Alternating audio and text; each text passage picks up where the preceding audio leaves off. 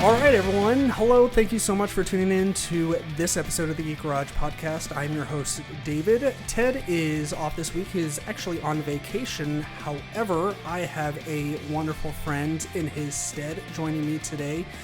You might recognize him from an earlier episode. It was actually like 30 episodes ago. It's kind of crazy that we've done that many. But yeah, Ian DePriest. Hello. Hello. Good buddy. How are you? I'm good. I'm great. It's been 2,000 years since the last 30-something episodes. It's been 84 years. It's been a million light years. Yeah. No, it really feels like it. Welcome to the apocalypse, everyone. Umbrella Academy is here to save us all. Yes. It really is kind of appropriate that we are talking about subject matter that deals with the apocalypse, and it kind of feels like we're in the middle of one right now. A little bit, hopefully, like, we're gonna fix it, or at least time travel out of it somehow. That would be fantastic. Okay. I mean, I'm still holding out hope that the Umbrella Academy comes and saves us all. Yes. I mean, like I said, I'm not holding out too much hope. And two, like, even if that was a possibility, they fucked it up like twice. Yeah, they kind of bring it along. So maybe, I don't know. Maybe the Sparrow Academy. But maybe. Yeah. But that's later. Right. That is later. But what if they bring their apocalypse along? Does two negatives equal a positive? Their apocalypse cancels our apocalypse. You know what? Therefore, addition by subtraction. Yes. Yeah. I'm with it. Yeah. We're gonna go with that. Yeah, I like it. Yeah, that sounds like an excellent plan. That's actually a pretty good segue into our talking points, our topic for today's episode. So Netflix just released season 2 of Umbrella Academy. And that's what we're going to talk about today because we're really excited about it. I love umbrellas. Yeah. You brought an umbrella today. I brought an umbrella for this podcast. Right. It was black, so yes. In theme. Yeah, it was quite appropriate. Yes. And matching. And I'm just waiting for my powers to kick in. Right. So. Actually, that's a pretty decent segue into the first talking point that I have listed, which was to cover our most recent Facebook poll. Yeah. Which I believe you did participate in. I You did. voted. I did. So thank you. First, thank you for that. You're welcome. It's a little... I think unnecessary for me to try and thank everyone individually for participating. So whenever I can, I try and throw out like a collective thank you in the group.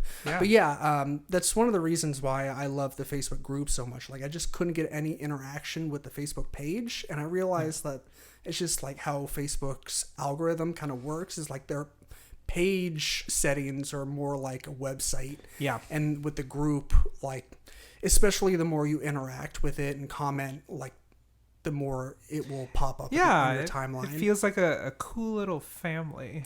Yeah. And I know that a lot of people in the group, like I invited, like they don't even really listen to the podcast or only listen sometimes. Mm-hmm. But even if they just participate in the polls and the conversations, like I'm still cool with that. Yeah. Like just to... especially now, like I think it's important to remember that camaraderie and people and groups like still are a thing and exist and hopefully will someday like kind of go back to quote unquote normal. I mean, this is the most appropriate time to have like anything done online for sure and have an online presence since we physically can't really go outside, or we can, but we might potentially risk ourselves to getting a virus and die. Right. But that's neither here nor there. That's just some darkness outside, and we're just gonna ignore it until it passes, right? I think that's a great way of going about it. I mean, if we just take a page from the Bible, just like spread some lamb's blood on your door, and you're good. Is that all it takes? Yeah, like angel of death will come, and then the angel of death be like, oh, lamb's blood, not going to take your firstborn, bye, and then moves on.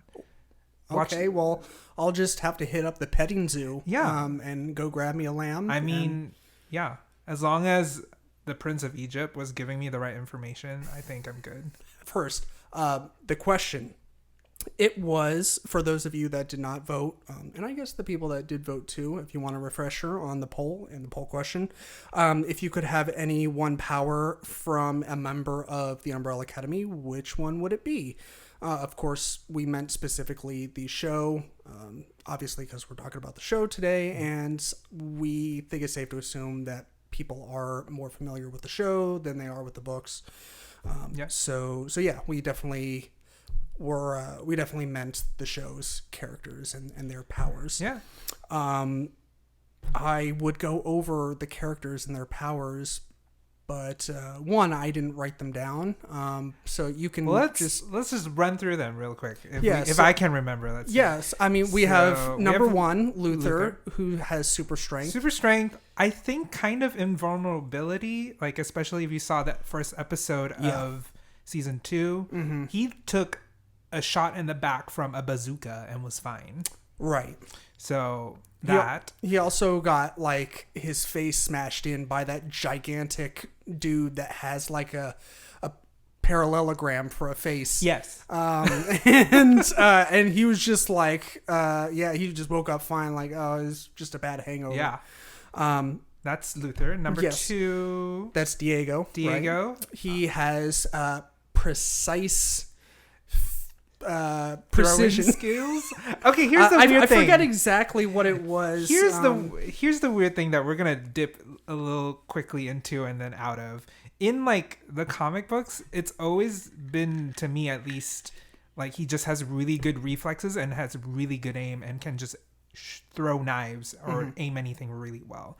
In the show itself, he physically bends the things that he's throwing. Right.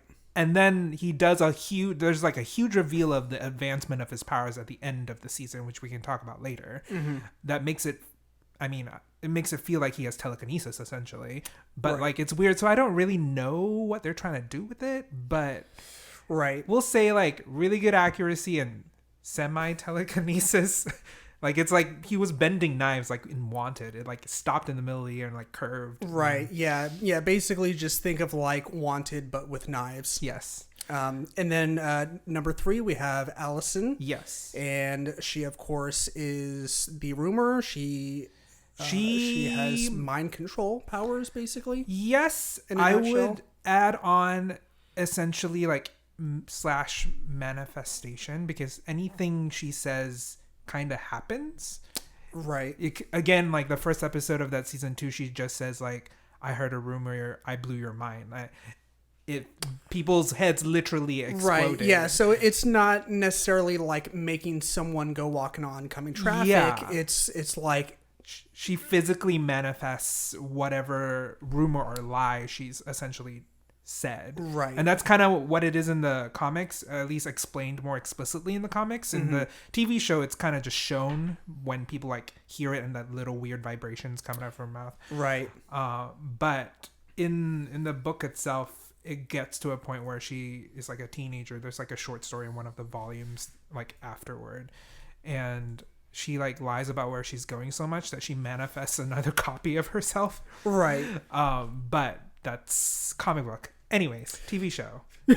Right. So I'm actually pulling up the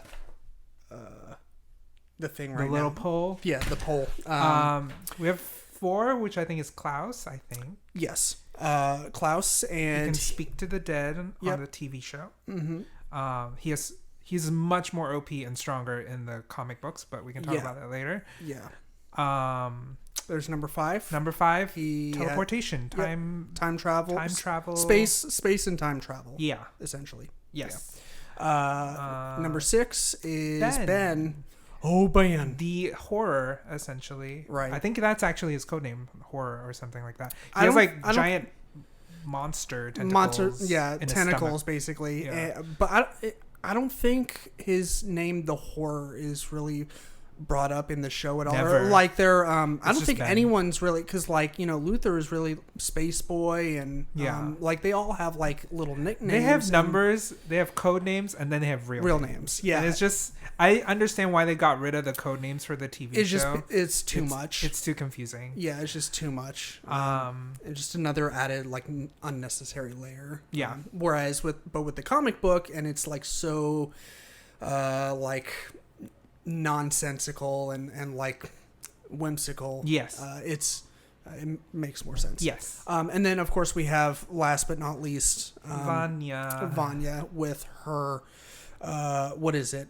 Convert sound into destructive force. Yeah, it's a weird, interesting power. She just manipulates sound waves, I guess. I think, I mean, it's not, and you might be like, actually, being the X-Men fan that you are, but I kind of equate her powers kind of sort of to Jean Grey. Kind of, sort of, but like not. There, I am like, I love X-Men, so I will say close to Jean Grey's like OP-ness, but very different because Jean Grey can also read minds and move things with her minds. Right. Whereas Vanya can physically just move things and destroy things with sound. She can't really read a person's mind at all. Right. So maybe half of Jean Grey, but also like the way sound works is just very weird. Like, right. Like the way she like uses her abilities in the book is slightly different from the way she uses it in the TV show, just because she has like an actual violin that she uses as like a conduit to manipulate the sound. Whereas on the TV show, it's like, it just is her body that she turns, you know, a pale white, like a White Walker, and just like blasts people with blue energy. This is probably also a good point to mention, like, spoiler alert for, like, I guess probably both the definitely the show and definitely the comic books. So yes. I mean, if you, it's definitely a good idea to have seen both seasons 1 and 2 of the show before you listen to this episode. Yes. And if you are fine with having the books like spoiled, because they definitely do not line up with the show. They don't. Some of the things, which we'll talk to you later, like some have been shifted around. Some of the plot points from the comic books have been shifted around to fit the TV show. And we're also, I probably will speak a little bit about like the third volume that will potentially happen in the third season. But yeah. So, spoilers, as River Song would say. Yes. But we'll quickly wrap up the poll. So, people definitely voted the most for number 5's powers. They wanted that. They want to fuck up the timeline. I definitely did not vote for this. Let's see. What is I? I was the only person who voted for. We'll get to that. But yeah. I would not trust myself with space and time travel. Nothing good happens. No, I mean, like, you only hear about terrible shit happening, fucking with the space-time continuum. Nothing good ever happens. When you go back, when you go forward, you just mess things up, and then, like, you get caught by an agency, hence the time agency, and then they make you into an assassin. Like, nothing good happens. Right. It's just... it's cool. Yeah, the idea of it. I mean, like, in theory, it's definitely cool, like you said. Yeah. But I definitely offended everybody who just voted for that power. Oh no! Like, what you just said was probably the nicest we've ever been to our voters. Like, Ted usually like just unleashes the like, you should. I don't know if you listened to the one where I forget what episode it was, but it was. Several months ago, where we had the poll of who's the better villain, the Green Goblin or the Joker. Oh no! And everyone voted for the Joker, like, hands down. and Ted got really upset. Oh, I see. Yeah, like, and he went off on like this 10-minute tangent of how everyone was basically wrong. Exhibit A. That voted for the Joker. It was a pretty good argument. Boyfriend. Yeah, and I was inclined to believe him because he knows his shit when it comes to both Marvel and DC comic books. I don't know my DC, so I will not be able to argue. Right. Yeah. Yeah, that's once again getting off topic, but anyways, if you're cool with us getting off topic and touching on other random but somehow tangentially related things, then feel free to listen on. Yeah, or if you simply just want to play a drinking game every single time we tangent, take a shot.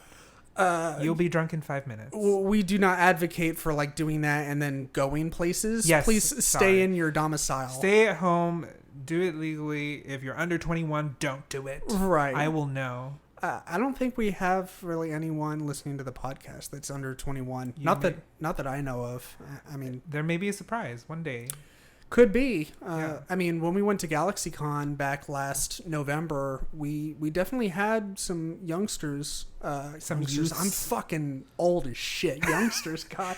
I'm the like... youths are coming. I'm a few years shy of like in my tube socks on the front lawn waving my cane. Get off my... I'm literally an old person because my body, like, I got gout a couple weeks or a month ago or so, and I truly am an old person. I have high blood pressure now that I have to monitor. Oh man, I'm dying. I'm ancient.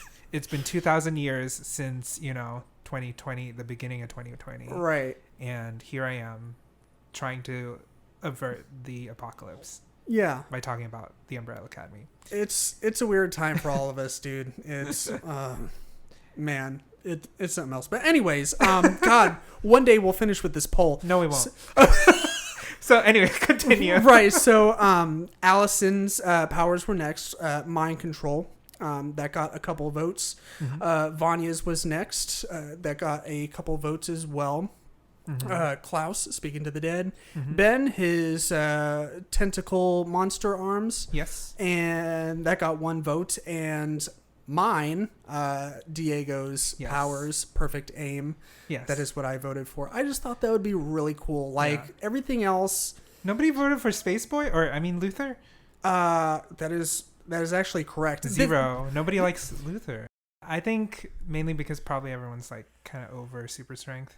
Maybe. I feel like the majority of the public is like, no, we don't care about super strength. Right. I can bench press whatever.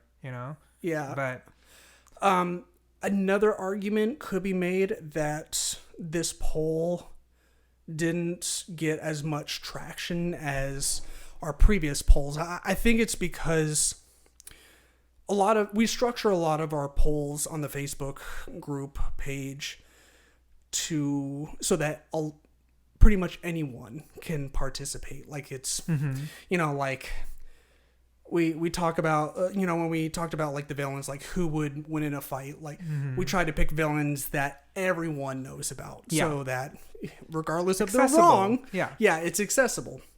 But this really, it only pertains to those that have seen the show. True, but they can also read. They can. That was very rude of me. No, you are correct. But yeah, like it just kind of goes like that sometimes with our polls. Also, there's typically like several days in between posting the poll and then recording. I see. Whereas I just posted the poll yesterday. I'm just so fast. Yeah. Right. And of course, this episode, we're recording on, what is today? Friday. I don't know. And time is nothing. It's no longer linear. Yeah. If it once was, it is no longer. It is not linear. It is a spiral mixed with a rhombus times, another spiral. Right. In an ocean filled with blood. Wow. Okay. There you go. Yeah, time basically took like a couple of cannabis gummies, chased it with some mushrooms, and then set itself on fire. I'm here to bring everything down.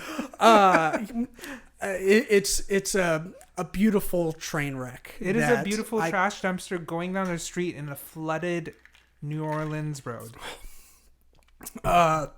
Yeah, you are correct. We got a little bit of rain today. We had a tornado warning. It got nuts in your neck of the woods, yeah, right? It was in the Nashville area. It got dark very quickly, and I was like, "Uh-oh, this is not good." This is why I've always wanted to be Storm from X-Men, so I can fucking control the weather. Right? Yeah.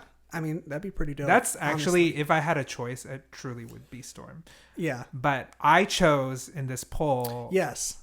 Getting back to the poll. Yes, getting back to the poll because we need to finish it. Yeah. I chose to be Allison, or have Allison's powers, mainly because I think it's the coolest. I think I'm a person that it's all about control, so I will abuse the shit about that whole entire power. Yeah. You shouldn't give it to me because I'd just be crazy and evil. I'll be a villain immediately. I just abuse it and just manifest whatever the fuck I want to. So you think if you had mind control powers, you wouldn't just use it for defeating quote unquote enemies? Like if you were part of the Umbrella Academy or just part of another superhero team, or you're in a particular setting close to a comic book movie or in a comic book where you have actual quote unquote bad guys that you need to defeat. So you wouldn't just use it for those dire situations? I think no, because here's the thing about being a human. You have a lot of dark urges, and you have a lot of and it's a slippery slope. And it's power's addicting. Power, once you have a taste of it, anybody who does, kind of just runs away with it and doesn't want to give it back. And that's the whole point of Allison's character in the show anyways, because when in season 1 we see her and she's trying to make up for the mistakes that she did. The reason Allison doesn't use her powers a lot is because she did a lot of bad things and messed up a lot of people and hurt a lot of people with them. And so she refuses to use her powers unless it's absolutely necessary. Right. Because she learned her lesson. She hurt, her daughter and her family, and she lost it. So I feel like I would kind of follow that same route of hey, I can make anything I want happen. Mm-hmm. Watch me do it. I have everything I want. Oh, I'm hurt people along the way, and now I'm bored, and I need to, make up for it. It's probably what would happen to me too. If I did not become a villain, yeah. I mean, it's.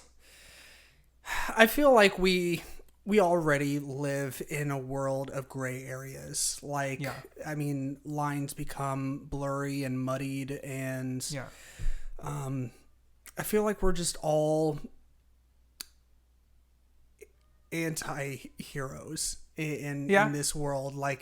I mean, it seems like there's just so few people that have a true north. Moral compass. It's hard, and I think that's the point, and that's also kind of why I like Umbrella Academy, because it is kind of gray. Yeah, right, yeah. That's the whole point of it. They're all beautiful train wrecks. Yeah. I mean, no one in that family is perfect. No. But you love each one individually and as a whole that much more for it. Exactly. Because it's kind of like a reflection of ourselves. Exactly. I mean, to kind of I don't know, to go to that area. It's, I understand what you mean. But yeah, that's kind of a good jumping off point to dive into the actual 30 fucking minutes later. Yeah. We can finally dive into the meat. So love meat. Yeah, right. I think I said that last time I was on your podcast. Really? Probably. I mean, I was about to say, who doesn't? But vegetarians. And vegans and sure. pescatarians, I guess. And maybe some of them. Isn't fish meat? Fish meat? I've had the term pescatarian described to me so many times, and harping back to how weird my brain is and how I can only remember pointless things. I can remember fucking movie quotes, but I can't remember what a pescatarian is. I can never remember if it's someone who... It is a denomination of church. It's a denominational church. They're the ones that drive with the Jesus fish on their cars. Yes. Because apparently those are still a thing. Yeah. I think so too. Once in a while I'll see it. Yeah. Yeah, you'll see their churches everywhere. The pescatarian churches. Yeah. Yeah. Anyways, so season 2 of the Umbrella Academy. Yeah. Ian, what did you think? I loved it, and I also did not like it. That's a weird thing. Complicated feeling. It's a complicated feeling. I liked parts of it, and there are parts I did not like. But overall, if I were to rate it, I'd give it a solid like 8. In like, you know, whatever scale you want. Right. So you've only watched it all the way through once. Correct? Yes, I've only watched it all the way through once, and that was like a couple weeks ago. So my memory may or may not be failing me, but most likely failing me because I'm an old person. But well, I'll try and pick up the slack because I did just we talked about this a little bit a couple days ago that I wanted to, like, I had started rewatching it and I was like, well, I might as well try and finish it before we pick a date to record the episode. Yeah. And I was able to just power through it in just as quick a time or even faster than I did the first time around. Yeah. And so I kind of am with you. Like, I have really complicated feelings. It's like an onion, very layered. I think I loved it more the first time around. I don't think it was because like I was so excited that it was back. Like I think a lot of people can relate to that feeling where you kind of have blinders on a little bit, where you're like some movie or show or whatever, a book is so highly anticipated, and the first run through you're like so blinded by that like excitement that you're willing to look past these like true flaws that this source material has. And so that's kind of sort of what happened the second time around. Interesting. And plus you kind of pointed out a couple things that we'll get to here in just a minute that you were like, I mean, we were chatting, you were like, I don't want to like talk too much about one thing or another because we'll cover it on the podcast. Exactly. But you did kind of point them out, just broad strokes kind of thing. I was like, so when I went back and rewatched it, I was like, oh yeah, he's got a point there. Yeah. But yeah, overall, I think I'd give it like an 8.2. Yeah. It's like I'd say it's like a decent. It was entertaining. I enjoyed it. It was beautiful. I loved like how the characters are developing. I love kind of where the story's headed. There were just some moments that I was just like, I don't believe this wholeheartedly, and there were some moments there I'm like, why are we doing this? Sure. And it's just like a give and take. It's very, I mean, it's diverged since the first season. It's already diverged from the comic books, so like I can't really like say much. And I love the comics and the shows for different reasons, because I will say the comics lack some of the things that the show does really well, and vice versa. Okay. More in the sense of like, I think what the comics lack is really just like the depth of the characters, because it wants to keep going through the mysteries of these backgrounds and the people, whereas the show really does go into like who these people are and 100%. How they feel. And that's why I really love it. But without further ado, if we should go into this. So I think in our notes pretty early on, we had it, a lot of, well, you added a shit ton of stuff, a lot more than I did, where we kind of compared season 2 to Dallas, because for the most part it was based on this. I wasn't sure, like, because the first season definitely was loosely based around volume 1. Most of what happened in volume 1, and of course the show took a lot of liberties and made the show into its own thing, trying its best to stay relatively close and similar to the source material, but translating it to the screen in a way that made sense for the screen. And I think they did a pretty good job continuing that in the and you were kind of just saying the same thing basically. But I think they did a pretty good job of like translating volume 2 of Dallas. I think the skeleton is roughly the same. Like the bones of what the plot is and what needs to happen is essentially the same. Same thing with volume 1 equating to season 1 of Umbrella Academy. Right. The structure is the same. Vanya was supposed to bring the destruction of the earth and bring the apocalypse. Right. The only difference is that at the end of season 1, Vanya actually does get shot in the head and goes into a coma and then has to learn how to walk. And Vanya is essentially out of commission the entire volume of volume 2 of Umbrella Academy. Yeah, she's basically wheelchair bound. Yeah, she's wheelchair bound, and then she discovers what a terrible person she is. Because she lost all her memory of that part does stay true to the book compared to what happens in the show where she has amnesia. So that's the one difference. So the bones and the things that happen to these people are kind of the same, but the way they go about it has shifted. Mainly because also part of season 1 they introduced villains that didn't happen until later. Like Hazel and Cha-Cha in the comic books don't come until season 2, volume 2 in Dallas. And the Handler is not a real villain in the comic books anywhere. They just made the Handler up. Right, yeah. And also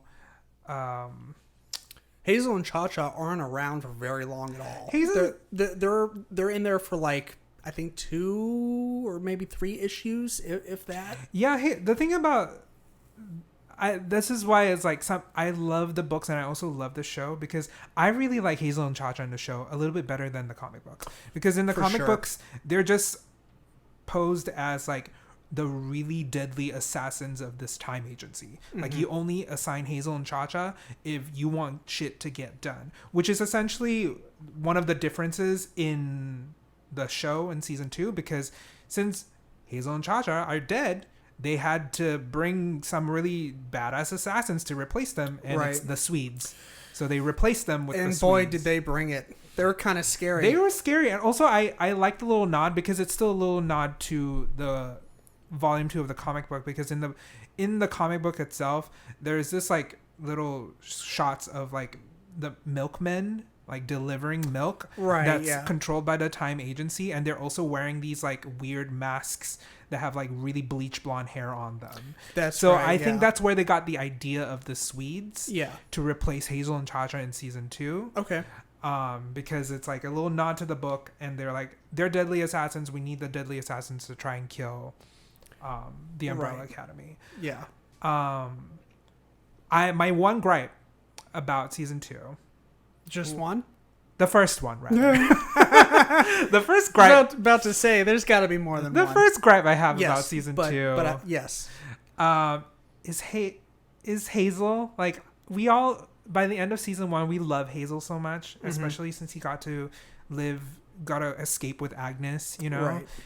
I really wanted more. I understand why they did what they did, because it's where are they going to put Hazel now? But they created this beautiful character of this assassin that ran away from the agency and is living his life, only to kill him in the first 5 minutes, 10 minutes of the first episode of season 2. It's just I personally think there's going to be so much, there's so much potential to use him in there. I don't know. Maybe they just couldn't think of it, or maybe they were there's too much story and plot line to deal with this, so we're just going to kill you off the show immediately. Yeah. Because, he just kind of appears in the first episode and is I'm here to save you from the apocalypse. Come with me now, number 5. And he's okay. And he's he got that good Terminator line. Yeah. It isn't verbatim what Arnie says, but he's if you want to live, come with me. Exactly. Yeah. Which is cool, but at the same time, I was just very sad that they were oh, we're going to kill him now because...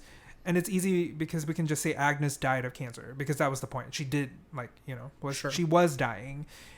But I think it would have been cool to just keep him around and see how they grow this character into something else, because they took a deliberate choice to keep him alive. Because at the end of season 1, right? Because in the books, Hazel and Cha-Cha just die, and they're also killed by Klaus, which is a different story later. Right. Yeah. But yeah, so that was my first thing. It's if you're gonna keep a character, it's kind of a letdown to suddenly like first episode he's in there for 5 minutes, he's dead, he's not coming back, goodbye.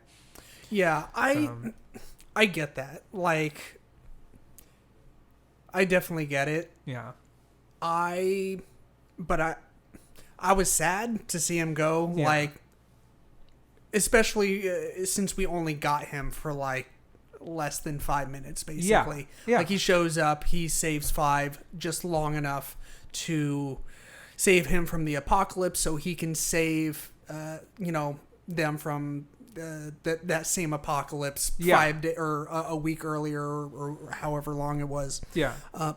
But I think going into this second season, I prepared myself either consciously or subconsciously that Hazel wasn't really going to be part of the equation, and if he wasn't going to be a big part of it. Yeah. So I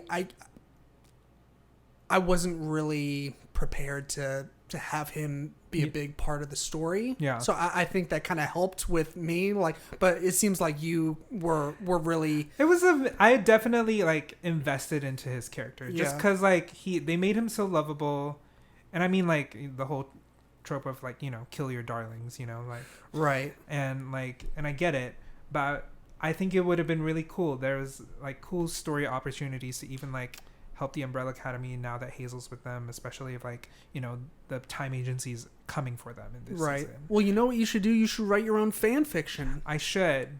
I mean, this is a golden opportunity for you to put pen to paper and make what didn't happen. You see, if I had Allison's power, I would just say it and then it'd be done. I don't have to write exactly. it. I heard a rumor that you didn't kill this character and that everything was great. That would be awesome. Yeah. Problem solved. Yeah. What's his name? Steve Blackman, the guy that adapted it. I don't know if he was the director or if he's the last credit after the credit sequence or whatever. Anyways, but yeah, I don't know. I thought that he had a pretty decent, like, fleshed out story arc in the first season, and you kind of know, like, if you're used to watching movies and shows that kind of go in this direction where you're like, oh, something good is finally happening to this character, that's usually the kiss of death. Yeah. So when, like, I was totally expecting him and what's her name that he fell in love with from the donut shop? Agnes, thank you. I was totally expecting them to die at the end of season 1. I know. That's why I was just like, what a twist. Like, how interesting would it be to, not kill them and then give them like a possible future. Right. But we don't even get to see that future. He was just like, she died peacefully and happily and she lived 20 years and now I'm old. Look at my white hair. Like, cool. But, where did I invested so much? Why aren't you showing it to me? Yeah. Like, nah, I get it. I mean, give me what I paid for. I pay $17 a month for this bullshit. Exactly. Yeah, I don't know. I mean, like I said, I definitely get it, but it didn't really break my heart much. But, I understand. Yeah. I understand both sides, really. I think I just invested too much, and I was just like, I personally think it would have been cool also, like, even if you were going to kill him, maybe not kill him in the first episode, keep him around long enough for him to, like, mess with the time agency or help them out, and then have the time agency still kill him in the end, or something. If you were gonna tie his story arc up, or something. Yeah, for sure. I just felt like it was a waste to just use him for like exposition for 5 minutes and then say bye. Sure. That's really my gripe, because I was just like, oh, you're just here to explain things and now you're leaving. Goodbye. Yeah. It's just one of those things. Yeah, whatever. Whatever. Gripe 1 done. Gripe 2. Yeah, what's gripe 2? We can go ahead and bang these out and then we'll get to the good stuff. Yeah. Bad news first, good news later. Yes. Gripe 2, Carmichael versus the handler. This is the one you were telling me about via text message. Yes, I have a lot of opinions. Carmichael is very different in the book. Carmichael is very different from in the comic book to what he's portrayed on screen. Carmichael Carmichael is like a genius level intellect that is a fish, and he's essentially the main like antagonist of Volume 2 in Season 2. Right.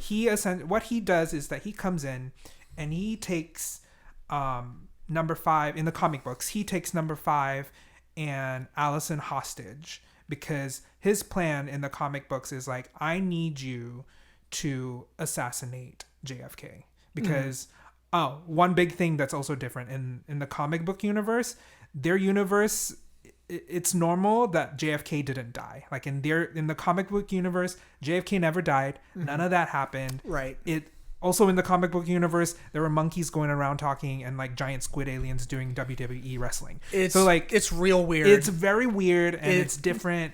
And I think that's why I like the books too, because I feel like it's hard to translate that to screen, or they either didn't have enough money or were too afraid to get too weird so soon or so much. It's why if you go back and listen to the first episode that Ian and I did, or if you did listen to it and you can remember back to it, that's why we stated a couple different times that, like, even though, yes, we're going to talk about the show and how it compares to the books, it really is like comparing apples to oranges. Yeah, it's two different animals, two different whatever, vegetables, right. Fruits, cakes. But anyways, in the comic book, Carmichael is the main antagonist, villain, and he is so smart, he is so strategic that he manages to kind of take 5 and Allison hostage and go back in time to Dallas, and so that they can kill JFK. That's the main plot line of Dallas, of Volume 2. Season 2 in the the TV show, whatever. I don't know my stuff. Show, TV, movie, whatever. In the show, he kind of is like portrayed as this like, coward, like imbecile is the best way I can put it, because he shows up. I mean, like at first, not really. Like it kind of starts out a little bit like he starts out in the book. Yeah, he makes a really cool entrance. He's sitting he's at the handler's desk. Yeah, he's smoking. And he's smoking, and it's so funny because to see this fish like just puff in smoke from a cigarette through like a weird microphone hole. Right, yeah. Is so hilarious. And also to see him blow the like puffs of smoke out. Yeah, in the water, yeah. In the water is so cool. Yeah, that part was really cool. Like, well done. I was so looking forward to it, especially when I saw Carmichael in the trailers. I was like, oh, it's on. I'm so excited to see this character. He's going to be so awesome. And like, yeah, in the first scene, he kind of does this power play of like, hey, handler, you kind of fucked up your mission. You are now a subordinate and one of the other employees, and your parking permit. You're in parking lot C now instead of A. Yeah, he demotes the fuck out of her. Like she's now below. What was Herb? Yeah, Herb. She is below the guy that you don't want to be below because not cool. he's short. So like physically, you do not want to be below him because that would be super low to the ground. She is just Hannah. Is just she's not having. She's an egomaniac and psychopath, and she is just pissed. But as the show goes on, it becomes revealed that like, the handler has her own plans. She's playing the Game of Thrones. She's going to get her position back. In fact, she's going to have the entire time agency under her command. Like, that was the plan. And through this process, she convinces number 5 to assassinate Carmichael. And the rest of the board. And he didn't really assassinate him. She kind of captured Carmichael and put him in a fishbowl, which is funny. But, But she essentially assumes the role that Carmichael would have been in the comic books, like in the show. Right. Because Carmichael is that strategist, is that genius of like conniving person that will manipulate people around him to get the results that he wants. And that's what he does. And I was just kind of disappointed that like when 5 shows up in the board meeting to kill all the board members, Carmichael is just like, oh shit, number 5, and he screams and he cowers and he like crawls away and he runs away. And right, yeah, the way that he runs away is very goofy and yeah, and it was just like, wow, I was really excited to see this like badass like intelligent villain manipulate people, but instead all I got was a fish being like some kind of, you know, like white collar man with power run away in cowardice, which I mean, you could argue both ways. I'm glad that, you know, there is like a representation of the handler being a woman and assuming power and like nobody fucks with her and she is smart. I love that representation. But also at the same time, it's like, you killed her in the first season. She legitimately died. We saw her get a bullet to the head, and you Deus Ex Machina'd it, and was like, by the way, she has a plate in her head, so she didn't really die. Yeah. Brought her back, and you know, kind of assumed that role. So it's kind of like mixed feelings for me. Like, I'm glad that she's back because, one, I really love her outfits. Every single fucking outfit that she wears, I just want. She's pretty fabulous. Like, she's the most ridiculous person. Like, who just goes out in, like, crazy, like... She's the perfect antithesis to 5. Yeah, she literally, like, walks out like she just came out of the Met Gala. Right, yeah. And is just, like, killing people. And I love it. I love that she does that. And she's so weird and crazy. And she's such a psychopath. It's like if Lady Gaga decided to take a super different career path. It was so crazy. I loved it. I live for every single one of her outfits. Yeah. She looks great. But it's definitely mixed feelings because I was like, wow, there's this character that I was really looking forward to because finally they're going the weird route because like the first season was much more realistic and grounded in reality than the comic books. And I was like, okay, the villain in the second season is going to be very weird. So they kind of have to go in this like weird, crank the weirdness up, right? Which they did, but they didn't go all the way, and then they kind of just let somebody else take that role. So that's why I was like both disappointed but also happy that like the role is portrayed by a woman that is smart and intelligent and complicated, for sure.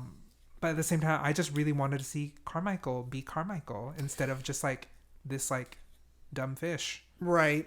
Yeah, I feel like they could have wrote it in a way where 5 still defeats him somehow, and they keep Carmichael in the show as still represented as like this super smart, cunning badass. Yeah, and then like later on in the season, he gets taken down by either 5. Or someone else in some form or fashion. Honestly, it's like you literally could take out the handler and still have the same show. She did not need to be there. The whole like, I am your like, especially with the Lila, I think, especially Lila because like she was there to take in Lila and train her to be her little protege daughter and like carry on this legacy of whatever. And you could also still have Lila if you wanted to, but just give Lila to Carmichael. Like, right. You could have had the same effect and same plot lines and have the same beats. Just remove Handler, bring in Carmichael. Right. Carmichael can make have him order the hit of 5 to kill her parents and then basically grab her and go back to the time. Yeah, time commission. He could have essentially have the same entire story and plot line as the handler did, and it would still have been great. But no, that fan fiction, bro. Write it. I get like I heard a rumor that the handler didn't exist in season 2. Really trying to will it into existence, and truly was just like Carmichael and Lila, like. I don't know if it's because maybe budget and money, like maybe it costs too much to, you know, animate a fish in a bowl with all those scenes. Sure. You know, but like they all have powers. They all have powers. And also like, I don't know, maybe it's also a thing where a lot of people grew to love the handler because I will say this, like she has a very magnetic presence. Like she's a great villain. Yeah. Every time you watch the show, you're like, this crazy bitch. She's insane. Yeah. She looks fabulous. Right. And I can't look away, and I love her. Yeah. But she is insane, and she only cares about herself. Right. It's like Cruella de Vil minus the puppy killing. Yeah. Also, truly want the outfit that she wore when she was taking over the time agency. That weird, like, Queen Elizabeth spiderweb, like, metal, like, you know... corset thing dress. Are you talking about the one where they all gathered in like the stairwell and she was like on the second staircase? She was like on the second staircase, or even before that, in that room where like Lila came in and like Carmichael was in the bowl. That's right. And like they were like doing a fitting on her, and it was just like this weird like spider web shoulder pads, spider web like corset dress. It was definitely far mixed in with like Queen Victoria's like garb. Yeah. And a sash and like all these medals, and I was just like, this is what the fuck outfit is this? It's glitter and it's glam and it's fabulous. I was just like, who else? No one else in this entire building or corporation is wearing any kind of outlandish clothing except you, ma'am. Like, no wonder you got demoted. You're taking all of their money away. Like, you're putting all of your funds into your outfits, but you know, whatever, you do you. I truly want that outfit. But it's pretty great. It's great, but again, I think the season could have been done without the handler. Like it could have been done. I kind of would like to see that. Yeah, and maybe like it just wouldn't hit as hard if it was like, you know, a fish expressing emotions to like his daughter. You know, like imagine like Carmichael talking to Layla. It would be very different from the way like the handler portrays herself, because it's two very different like energies. Yeah. Different dynamics. Yeah. Yeah. So I think that's probably why they brought her back, just because how weird and outlandish she is and how just like magnetic she is. But sure. Still disappointed. Anyways, that's enough about Gripe 2. Would you like to take over? I'm sure. So, or should I keep going? No. I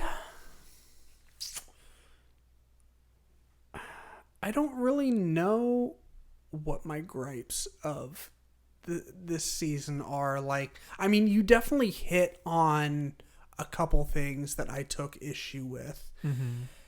I was definitely back and forth with Lila, like herself as a character. Same. Like, I mean, I love her character. Same. But there were certain times, especially through the second watch, where I was like, is she completely necessary? Yeah. But I mean, she is a fucking badass, and I'm always all about some awesome, powerful female characters in my shows and movies. Not only that, but like she doesn't fall into the trope of strong female characters. She has depth to her. Mm-hmm. She has a lot of complicated emotions, and I like her. She grew on me, definitely. At first, I was just like, why is there a random ass British girl in the middle of like the US? Right. Why is she here?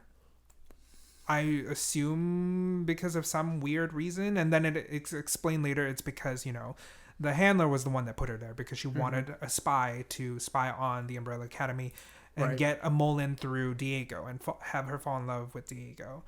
And yeah, she doesn't exist at all anywhere in the comics, even in the third volume. Like, Layla is not there unless she's another introduce her later.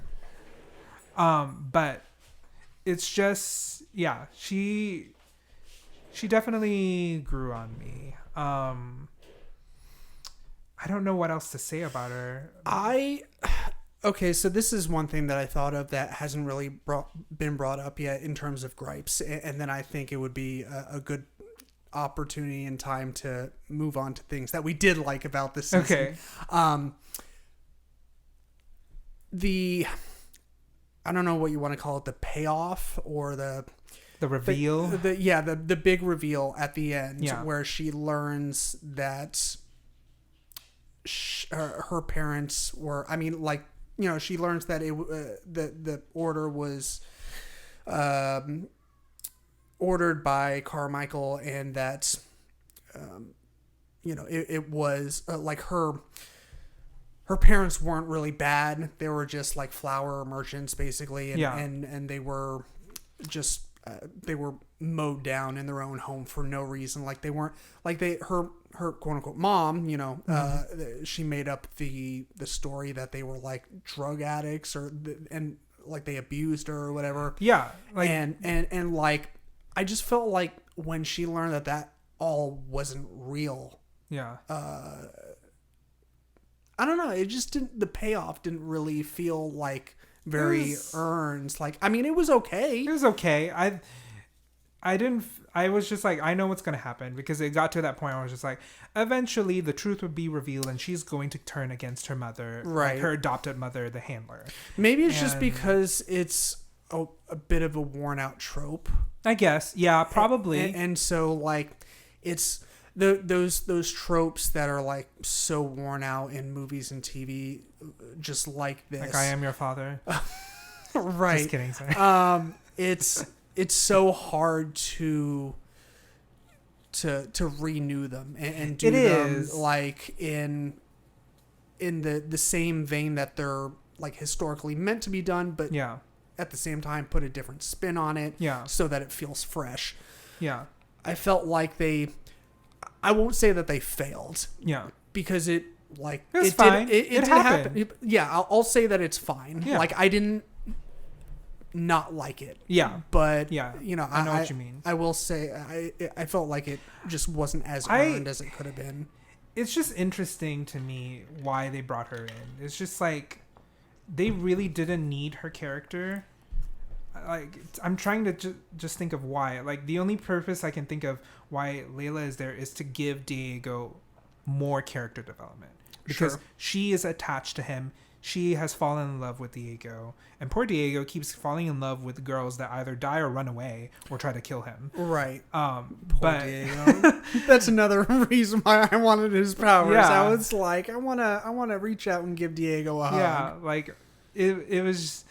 That's the only other thing I can think of, is just like to give Diego more character depth, to give him like a soundboard and a reason to escape where the facility, the psych ward that he was trapped in. Right. And to also, I guess, prep the backstory of like, remember all the other like 40-something children that were never recovered, that was also born that, just were never found. Right. Guess what? We have some. And that's like the big reveal at the very end of, but that we'll get to later. Right. Yeah. With the sparrows. But I think that's like a setup for it. And also, I guess like maybe I don't even know what's going to happen to the time agency now. They took out everybody. Like, everybody, so many agents died. Well, I guess like the ones that are running it now are like Herb and and his little coffee break group. Right. Yeah. It kind of sweet people. That last scene, like after the clouds parted and all that, and things kind of went back to being happy. It reminded me of the ending of like Avengers Endgame. I mean, much less sad than Avengers Endgame. Much less sad. No funerals. Right. Very, I'd say a lot less deaths. Yes. For the good side. Yes. Which was great. Yeah. Because I don't think I was really ready to lose anyone quite yet. But yeah.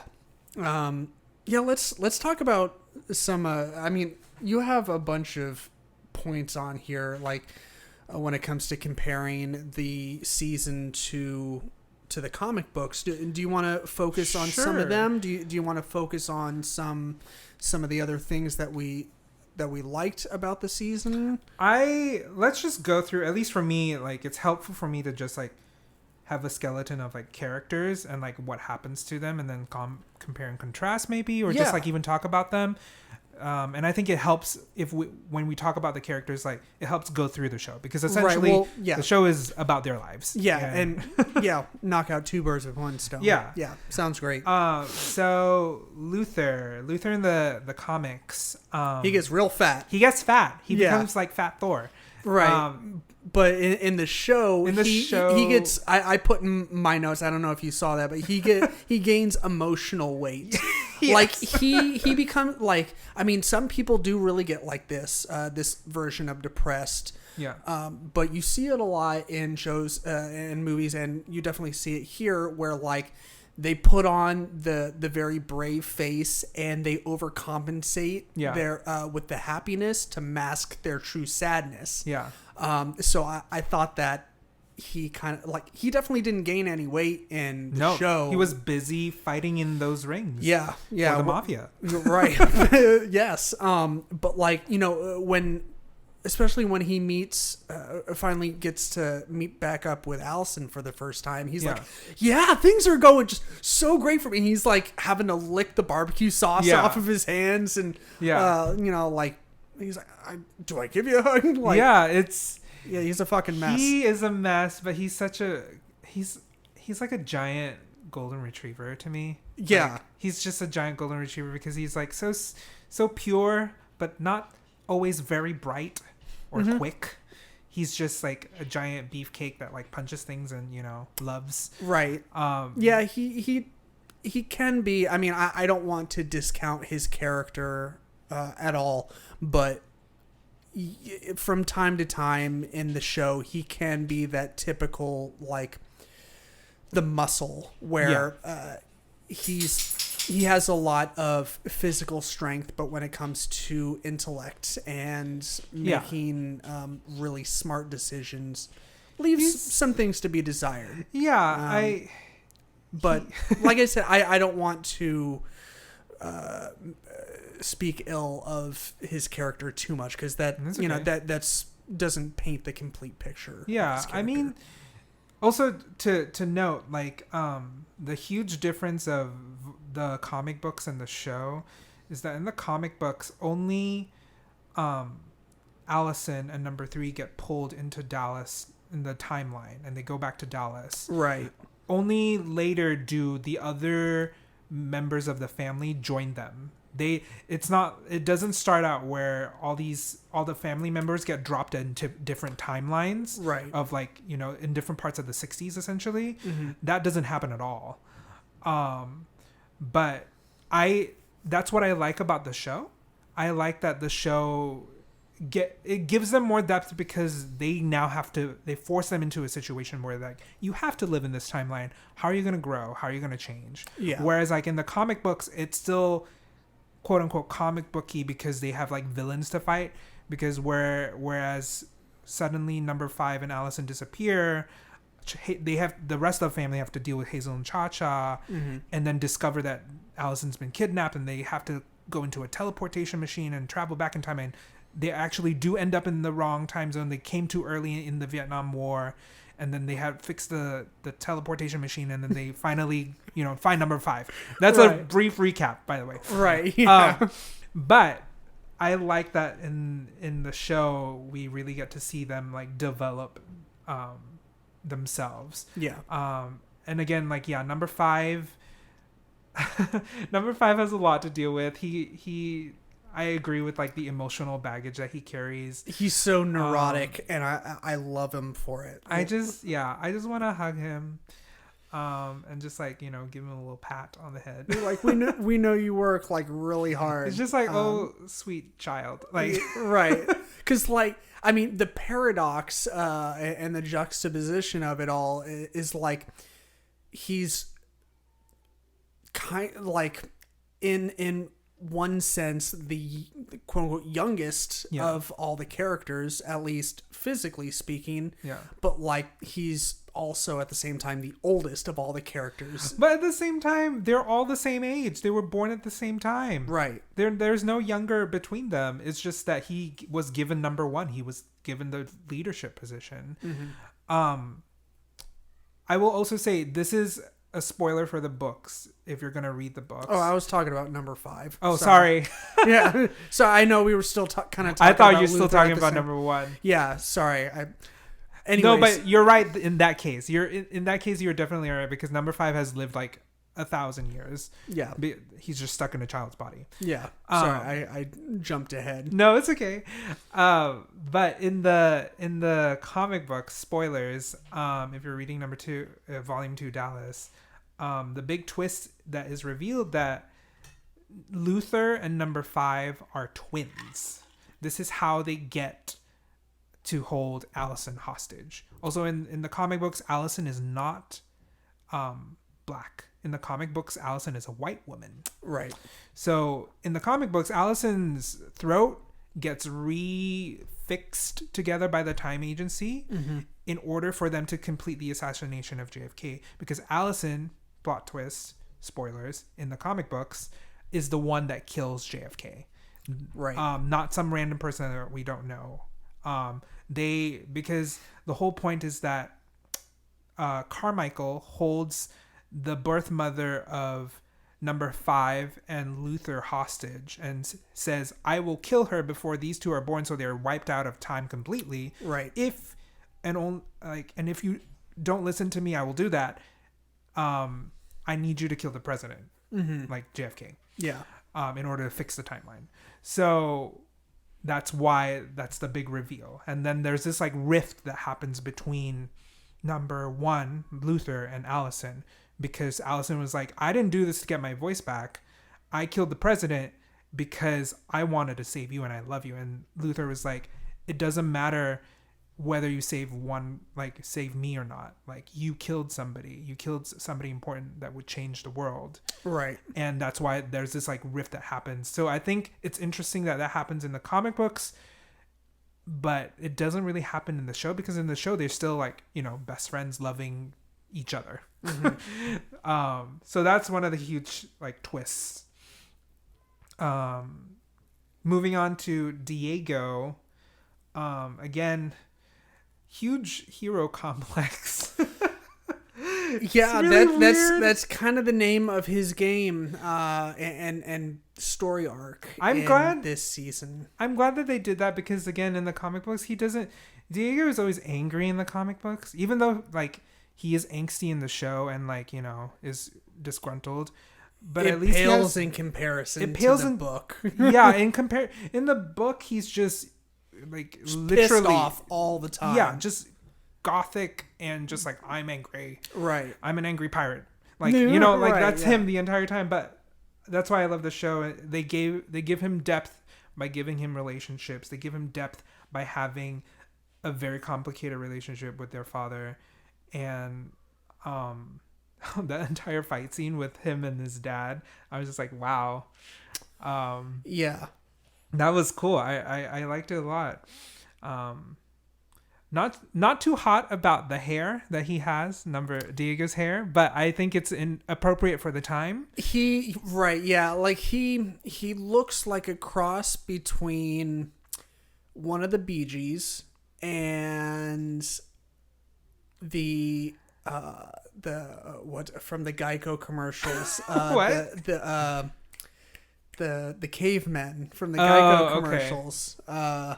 Yeah, I can see that. Yeah, that's what he reminded me of. It's like a cross between those that or two. Like weird Johnny Depp hair, like just a little longer. Right. Instead of like Johnny Depp has a little bit shorter, but like just if Johnny Depp just grew it a little longer. Yeah, I mean, like you said, it was definitely fitting for the era, but it definitely it helped with his. It helps with his craziness, unhinged, yeah, image, yeah, definitely. Also, weird things that are different. I never realized that the big reveal at the end of his powers expanding is that he can literally control bullets now. Like, he has telekinesis. Yeah. So when did that happen? I don't know. I mean, like in the books, again, he's just really good at aiming. There's not I feel like it might be harder in the books to illustrate like a knife suddenly just turning out of nowhere, but maybe not. You can still draw that in the next panel. But like this happened in the show. I mean, I've seen it in the show. We've seen him bend knives, curve them. But like you said, you mentioned bullets. Like he's at the very end of season 2, when that big battle happens, when Handler brings Layla and the rest of the Time Agents Right. And in order to cover number 5's escape into the farmhouse, Diego tells him, go, I'll cover you. And he steps out from this tractor and he just holds his hands out and he stops all these bullets mid-air. Okay, and then he pushes them like to the side and they just like fly to the side. So I guess he has telekinesis now. I never understood it. I always thought it was just like he could bend knives really well, like in Wanted, but I didn't know it was like full-blown telekinesis. Well, there's definitely a new development. Like we haven't seen that before up until this point, but it's kind of cool that happened. I mean, one, because that is awesome. Yeah. But it also means that if we want to read into this, it could mean that the other characters, their powers are going to expand as well. And they're going to discover new layers to how deep their powers go, which is really exciting. I'm waiting for Klaus's powers to expand because he has been, like, in the comic books, he's so OP. Klaus has telekinesis in the comic books. Mm-hmm. He has the power of possessing other people, not just having Ben possess him. That's how he kills Hazel and Cha-Cha in the comic books. Right. He possesses one of them to shoot the other and then shoots himself. Yeah. And he can like astral project and he can like do all these crazy shit. But I get that, like, you know, for development of like plot and things, like if you give somebody too much power, it's really hard to like balance out, you know, the whole deal. Right. But I guess maybe that's why they gave like Diego some of the telekinesis. I don't know. Yeah, maybe. No, I agree with you though. Like Klaus, he's definitely due for like a power surge, an upgrade. Yeah, yeah, and especially with Ben being gone, because like Ben, I feel like helped him out a lot. And now that Ben is gone, rest in peace, Ben.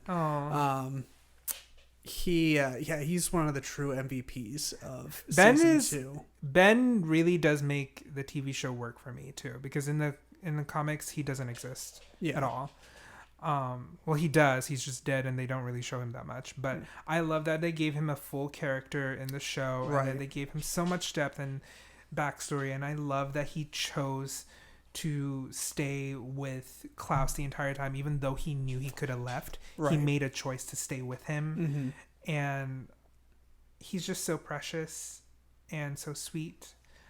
But yeah, I love Ben a lot. Yeah, that moment where, you know, he whispers, you know, his message to Klaus, to Vanya, yeah. And I was like, oh God. I know. I was just like, this is so sad. I like this. That's how you really like pay off like a depth of like the death of a character. It's just so it's so beautiful, because it's like, yeah, he's been dead the whole time, but now he's truly leaving. Like, yeah. And that is very sad. And he saves his sister, and he has a moment with his sister of saying like, we never got to say goodbye, and like, please hold me.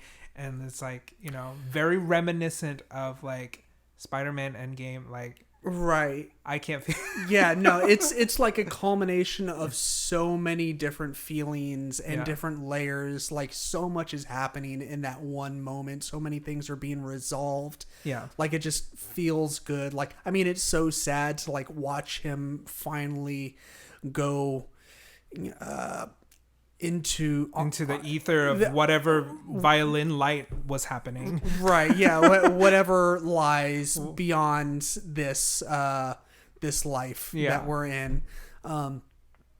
But, you know, on the other, it was sad, but it's, you know, like we just said, we think they did a great job. They did a great job giving him a proper send-off. I really felt very sad. I really did.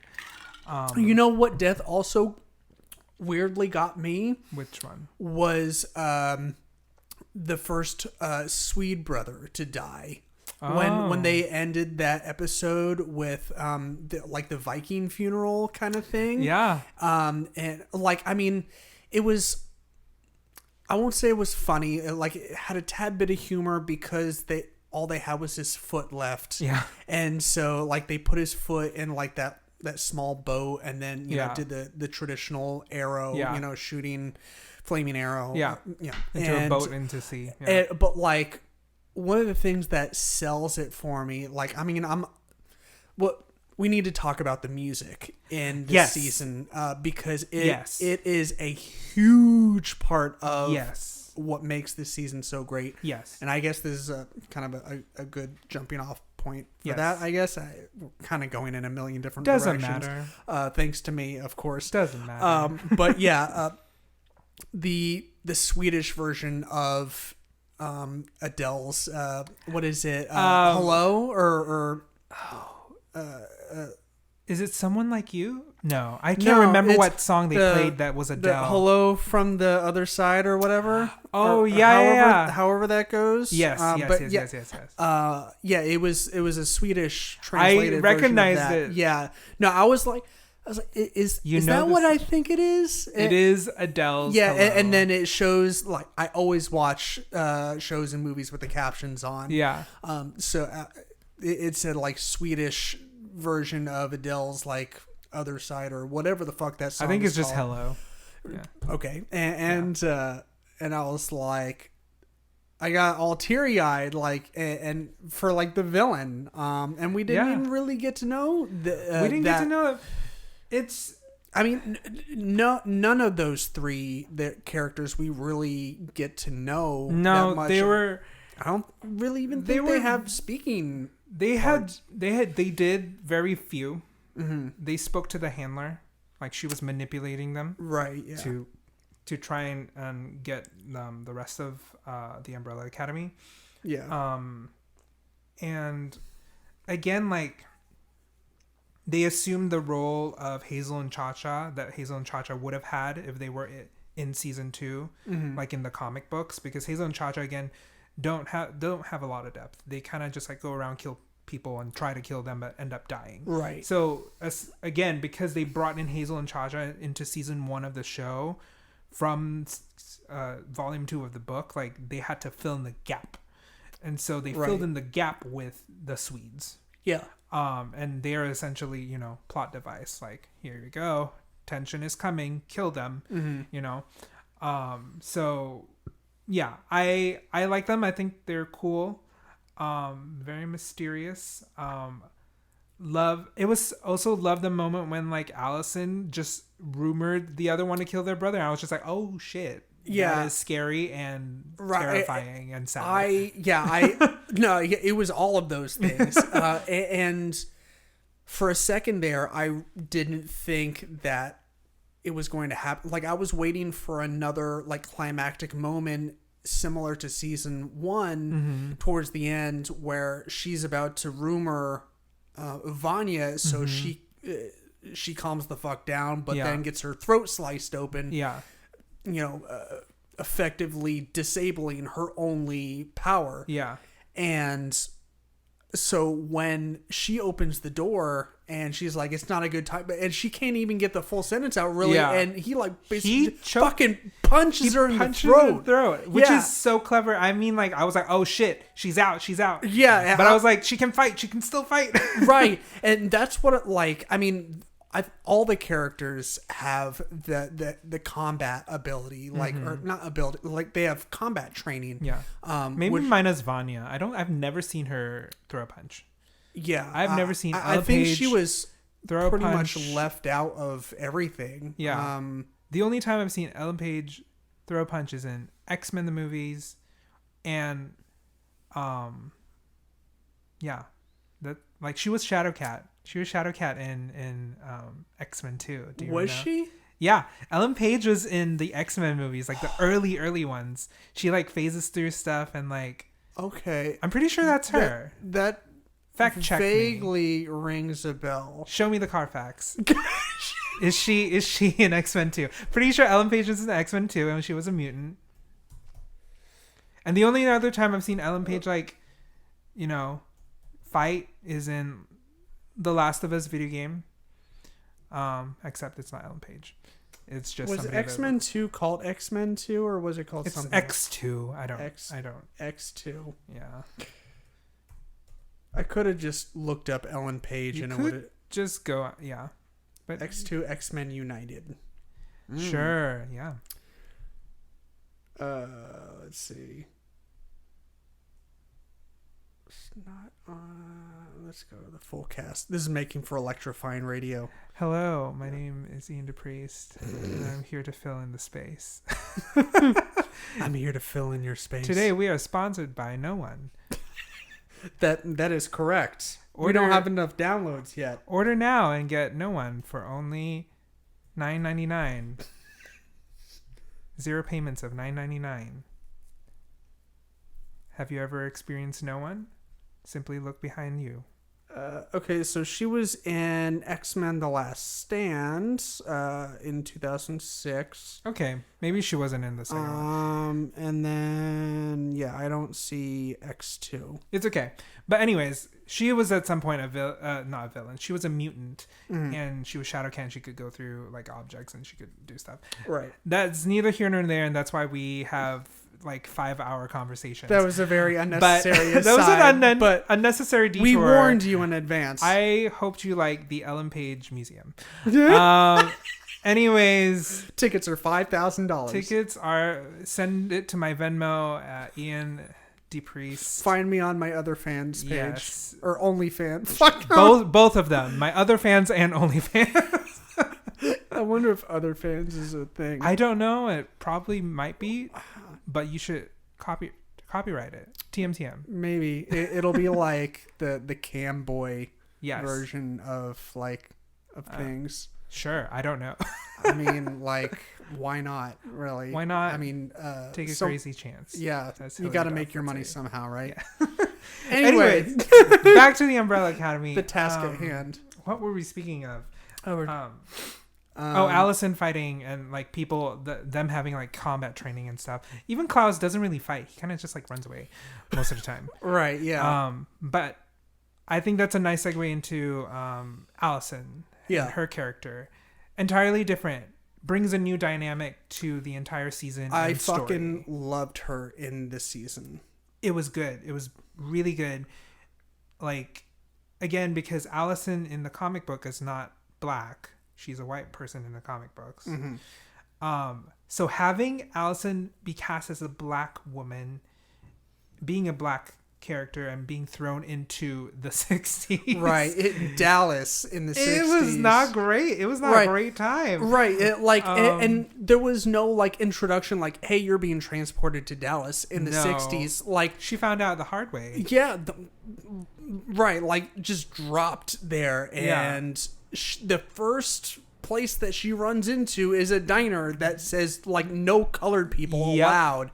Yeah. And I was like, fuck. Like, like that, and the diner sit-in scene, like, that was one of the hardest hitting moments of the season for me. That was a lot.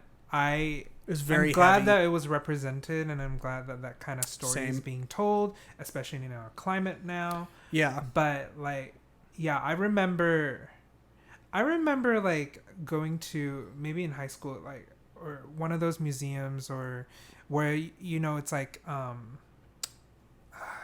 can't remember what museum it's called, but essentially a part of the museum that I went to, there was a place where you could do a sit-in. Like, you could put on headphones and you sat at a counter and they would play you what it sounded like. Holy shit. When you were at a sit-in. I don't think I've ever heard of this before. That shit is terrifying. Oh my God. Like, to hear that sound, like, because they really like slam the table, they really yell in your ear, they really do all that shit. And just to like see it happen, I was just like, wow, this is a lot. And I'm glad that we're still talking, not glad that we're still talking about it.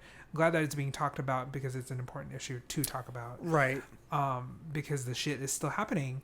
And yeah, it's like this, I mean, and she actually talks about it. Like, it's part of the dialogue with her husband in the show. Yeah. Like, he's like, but you said in 2008 we elected a black president. Yeah. She's like, yeah, and that's great, but like, shit's still happening. Right. Yeah. Like, it's still not great. Yeah. Like it's still a constant battle. And I was, I mean, it just wakes you up to the fact, like, I mean, I obviously don't have a dog in this fight. Yeah. Being a white man, like, historically speaking, things have always gone great for me. But, like, you compare, like, there's this big distance between the 60s and now, but at the same time, like, it's not that great of a distance. It's not that great of a distance. It's like barely, I can't do math, 60 years. Yeah. Or something. But I mean, like, a lot has happened. The people that lived then are still alive now. Right. No wonder this shit is still happening. Yeah, exactly. Like,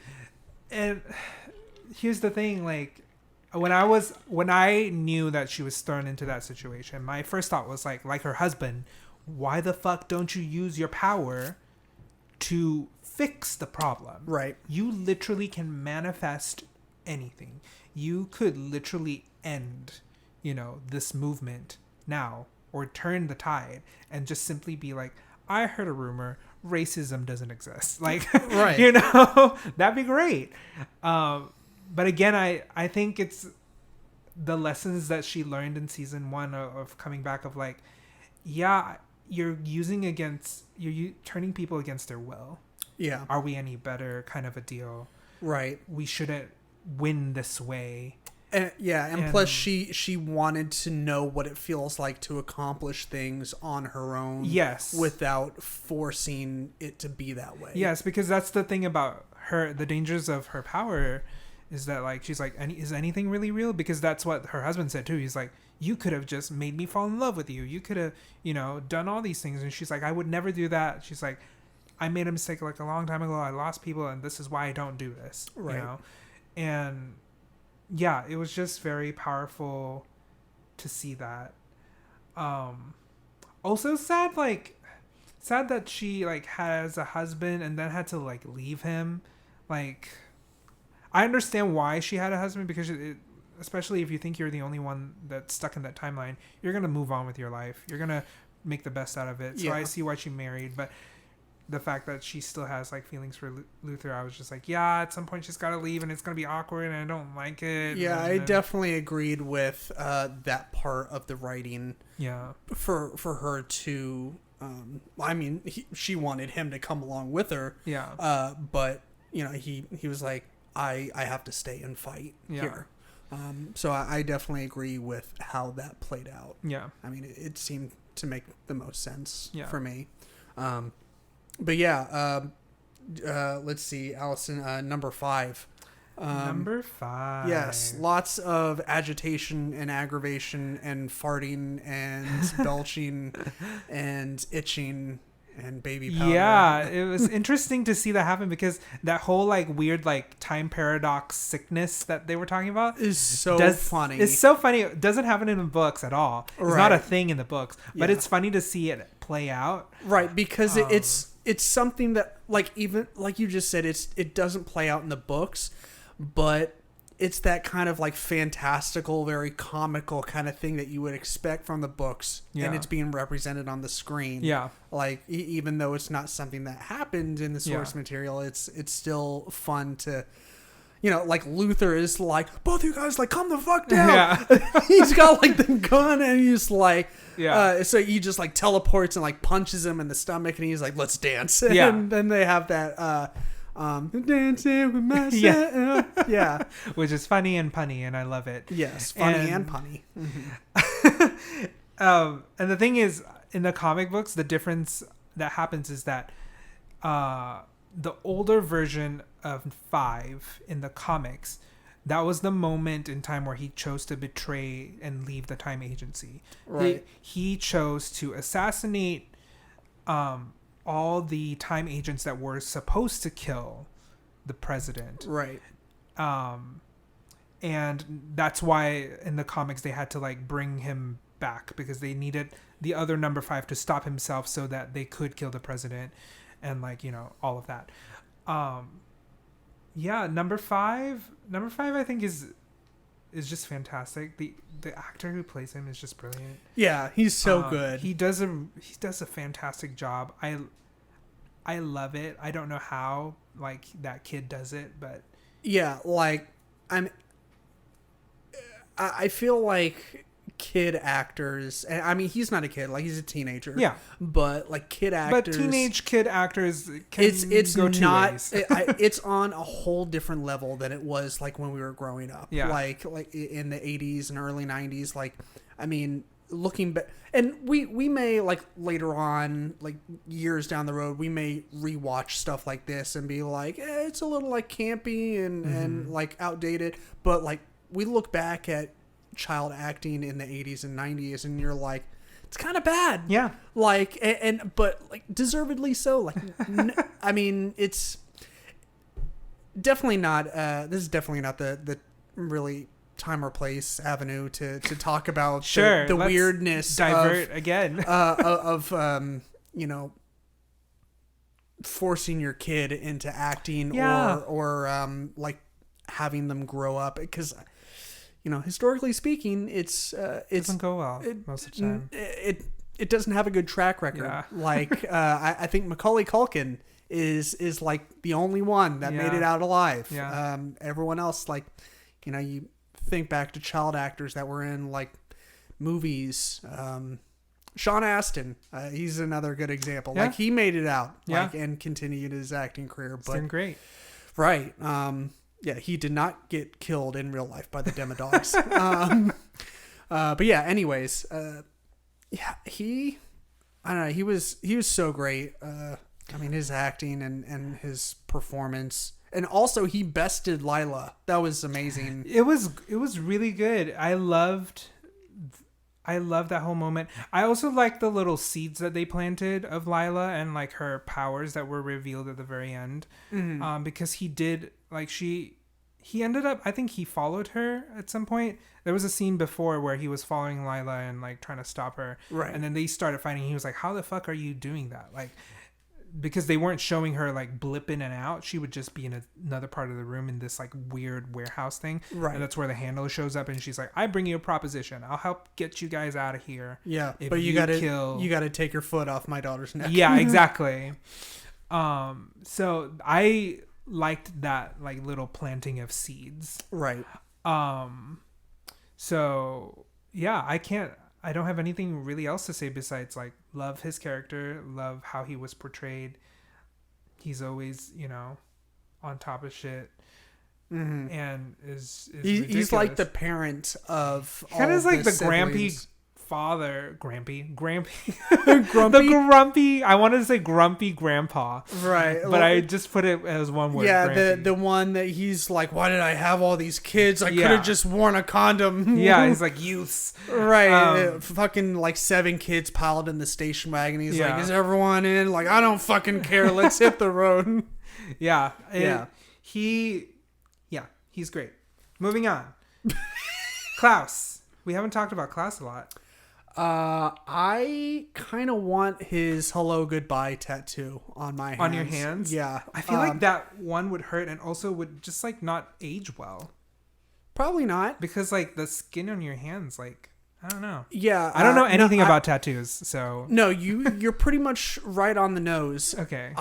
Not the hand? I mean, when you said that, it kind of jogged my memory because at one point in time I had, just kind of strike up like conversations with your tattoo artist as you're getting tattooed, and they kind of tell you about their stories of tattooing other people and what tattoos like they've had to like kind of quote unquote talk people out of, not because of the design, because of like the placement and stuff. And I feel like one artist talked about how on the inside of your hands is just because they're constantly moving. Yeah, it would be there's very so many difficult. folds and creases. Right, it would be very difficult for them to heal. I don't think it's impossible. But I just don't think it'll just like look that great. Yeah, probably not. I mean, you'd probably have to like get a big splint for your hand to like. You can't touch anything for how long? Like, yeah, I feel like if you were gonna get both hands tattooed, you'd only be able to do one at a time. You would definitely do one at a time. Also, just like think the amount of times like we probably aren't conscious of how many things we touch a day. Oh yeah, but like you're touching everything. Right. You need your hands to do shit. Like, yeah, you're opening doors, you're touching your face, you're like putting soap on, you're like using a fork and spoon, drinking whatever. It's gonna hurt. But if there was a time to do it, I feel like now would be a pretty good time. I guess, since it is the end of the world. Yeah. I mean, I still, I won't do it. I mean, it kind of would be cool for like the outside of your hands. Maybe. I don't know. I'm having glad some sort of hand tattoo is kind of low key been one that I've always wanted to get, but always terrified, just because of professionalism in the workplace and how I don't know, tattoo acceptance is becoming a lot more mainstream nowadays. Yeah. And it's going to be, I think, a less big a deal going forward with more and more companies like switching to being remote or partially remote. Once again with the fucking tangents here. Anyways, that was brought to you by tattoo companies all over the world. Not one in particular. Not anyone. Just the tattoo company. The tattoo company. But yeah, Klaus. Love that he, of course, became a cult leader. Right. Which is so appropriate. So hilarious that he just became a cult leader. He just kind of fell ass backwards into it. It's just so funny. I love his crazy like hippie hair Jesus vibes. Yeah, and then ripping off all of like the songs, like literally Gloria his Gaynor. scripture is song lyrics. Yeah, it's just pop music through the ages. He was just like, these are my wise wisdoms. Don't go chasing waterfalls. Right. And everyone's like, oh my God, that is the best piece of, wisdom I've ever gotten since Buddha or whatever. Yeah. It's just like so funny to me that like that's what happened. He looks great. His outfits are great. Love the fact that he literally in the first episode can summon zombies or ghost zombies to fight for him. Right. Like that wasn't a thing that he could do in the books, but love that it's a thing that he could do in the show. Yeah. Again, in the books, he can possess people. He can like astral project. He can use telekinesis and all of that. But I love where he's at. That he has all these like little ghost friends that help him out and help him do things. For sure. Because he also like can levitate in the books. Don't even know that he levitates around. Yeah. And his crux in the books is that he can't wear shoes. Like in the That's books, right. he always is barefoot, and the moment he wears shoes, it nullifies his power. Right. So that's like a weird like Achilles heel, pun intended, kind of thing. Right. Yeah. That doesn't really get brought up at all. It doesn't because it's, I guess, not important, or they're just not going in that direction. Yeah. They kind of use his drinking as a way to nullify his power. Right. Yes. Yeah. Like, which is a legitimate reason because he was traumatized as a child by ghosts. Right. And like being trapped in a mausoleum for days. Right.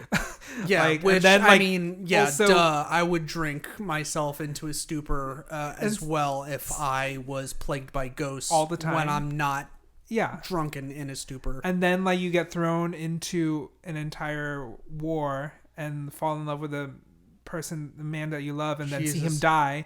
And then get brought back to that same time frame where he's about to go into the army. And it's so heartbreaking, and just to see him like try to stop like the person that he fell in love with go to war, and just to have him still go to war anyways, it's so heartbreaking. And it's also like weird, like bringing up like time paradoxes, right? Like maybe some events can't like ever be changed that are meant to happen, Right. Yeah. That's an interesting point. That like no matter what he did, he couldn't get him to not go. Right. And also it was just like, at least for me being like, a gay man, very cringy. The whole like when the scene in the same diner that apparently the whole fucking town of Dallas goes to. Right. Yeah. like where it's the only diner there. It's the only diner that ever exists. It's the only place to go get coffee and pancakes. Yeah, really. where like he confronts him, and like I guess his father or his uncle, I can't remember, is like I think it's his uncle. Okay. Yeah. The one that is like punch him because he's gay and punch that faggot. Yeah, it was something just very crude. It was very crude, and a little, in my perspective, over the top, I would say sometimes. At least to me, it felt weird because it was just like, I understand what the show was wanting to do. Mm-hmm. The show was trying to pull strings and push buttons to be like, you need to feel bad about this person. Right. And see their choices. Mm-hmm. But to me, in a realistic sense of like, if this was happening in this in this diner, I feel like the uncle just wouldn't hesitate to attack Klaus at all, instead of like testing his nephew to punch him. Like, it was just a very intense moment, like 30 seconds of like, punch him, and then Klaus going like, no, leave, and it's just like a very dramatic, like zooming in, like back and forth kind of a deal that I was just like, okay, it's a little campy now. Like, I like the moment of like having that pressure put onto the nephew and having him make a choice. Right. But after like the first few seconds of like them yelling, I was just like, okay, when is this gonna happen? It feels a little too much. Yeah, it did seem like it didn't have to escalate for that long a duration. Yeah. Maybe it's just me. Maybe I'm just, again, you know, as a gay man, like seeing that happen is just like, okay, don't need to live trauma. Like, yeah. I mean, yeah, like if you went back and rewatched it and like set a stopwatch and like timed that duration. Yeah. Like you kind of said, it probably doesn't seem as long as it feels, but I mean, it's, you know, obviously just more poignant for you, and it cut in a different way than it did for me. It did. I mean, like, again, I understood what was happening, and I think, like, personally, I think it would have been effective, if not more effective, if it wasn't just so like zoomed in and like pressured. Sure. If that makes sense. Mm-hmm. If it was, because I felt like it was like trying too hard to be like, look at how terrible this uncle is and like how like rampant homophobia is. Like, I think it was trying too hard per se, but I also might be wrong. Like, I feel like realistically the uncle would have been like, since you're not going to punch him, I'm going to do it myself. And then, you know, yeah, but then it takes away from the character moment that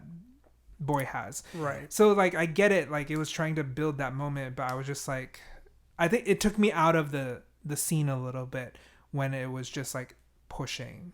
Right. But I did like the beginning exchange between Klaus and his uncle, Dave's uncle, where, especially the line where he's like, oh yeah, he bought paint from the store the other day, and he's like, yeah, I got some pink paint for the bathroom, and he's like, pink paint, that makes sense, and he's like, you know, an argument could be made that pink is very masculine, and I'm like, hell yeah, like, yeah, because I used to be like petrified of wearing pink back in high school, like.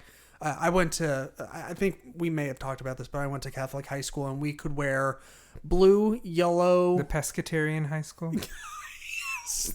The Catholic high school, the pescatarians. Yeah, I know that one. The blue, white, yellow, or pink shirts.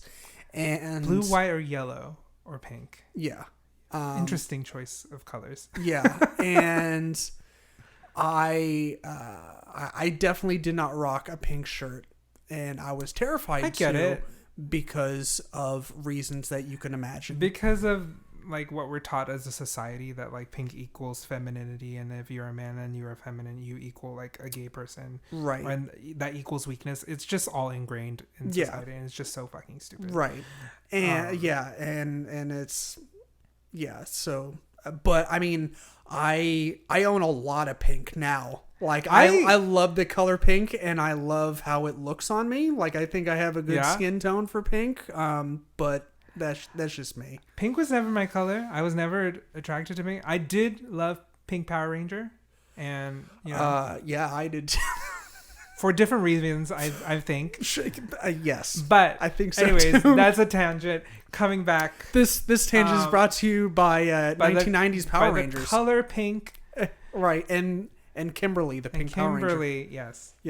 But yeah, Klaus loved his weird journey of being a cult member or leader. Yeah. Also love the moments that he has with his siblings, like when he finally finds Allison and they meet and they like are just like hugging and chilling by the pool and that was supporting each moment. other and just like getting drunk together. And even when like Vanya finally comes into the fold later, and it's just like they have that moment in the salon and they're just dancing and it's so fun and wholesome, and it's just like it's a nice like levity. And I think that's what makes the show weird too, like the style. Like Umbrella Academy feels like this because Umbrella Academy takes random moments and makes them into music videos, right? Like, it's just like, does this moment need to happen? Not really. We don't have to have this like 3-minute song of them just dancing in, but it's also significant to the plot and also significant as a metaphor of like what's happening, which is why I love it, because again,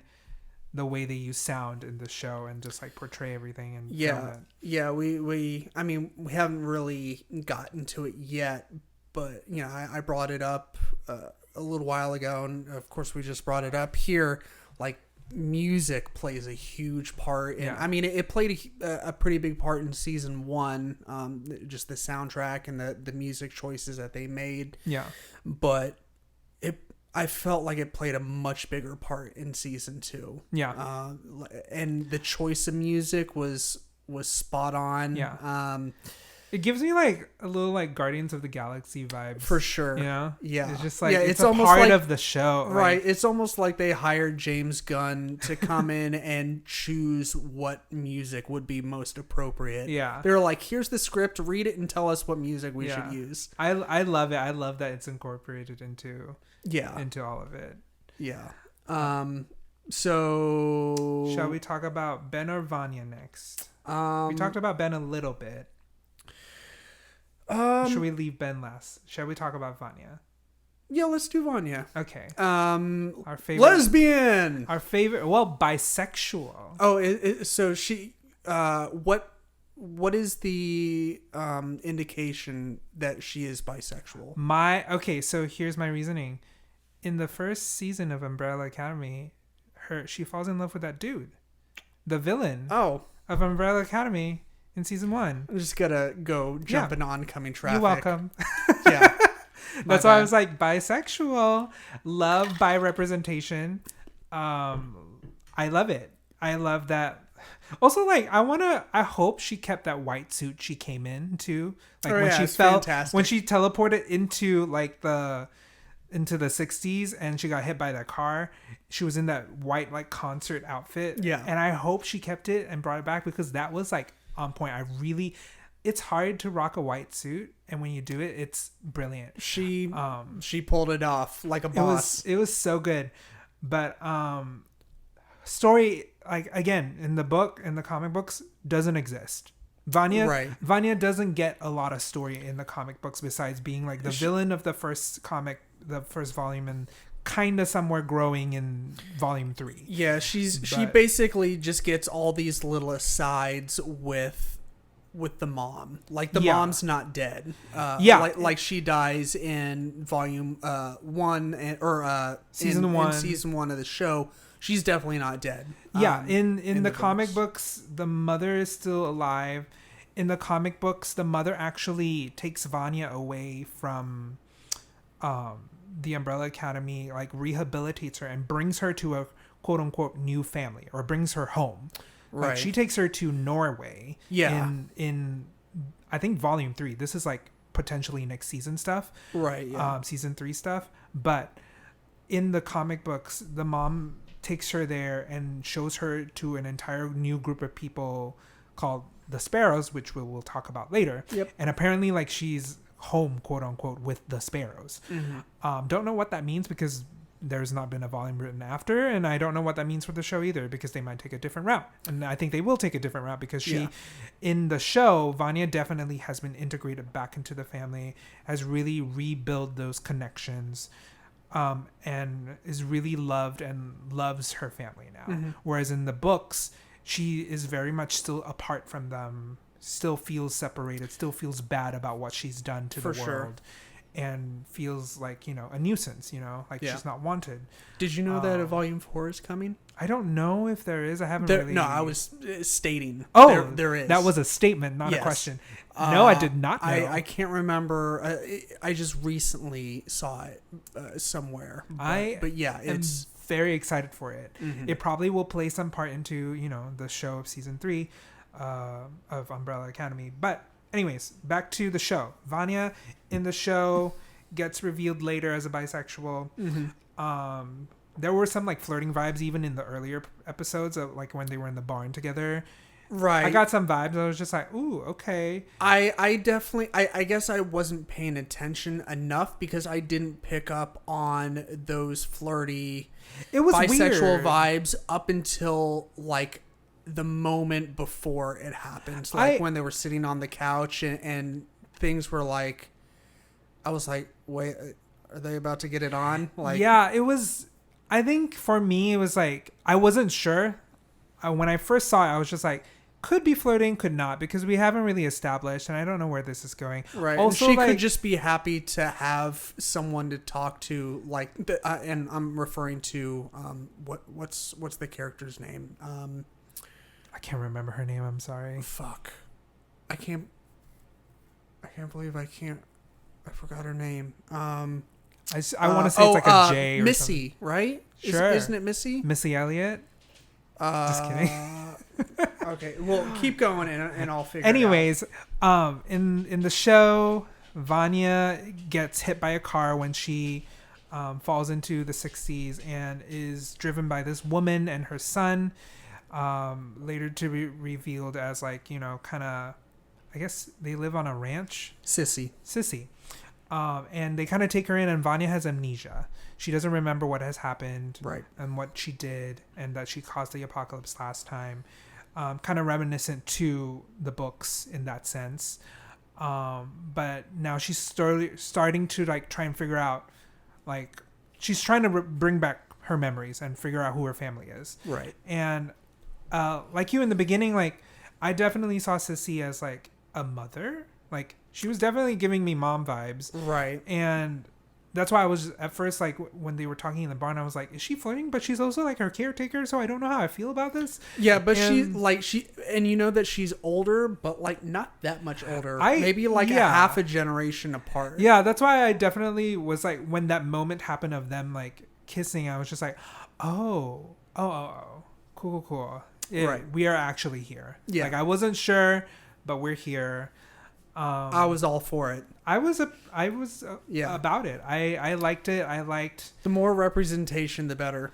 Honestly, true. And yeah, it was. I love the moment. I love that she has, like Vanya has a connection with the boy. I can't remember the boy's name now. Harlan. Harlan. Yeah. Yeah. I love that.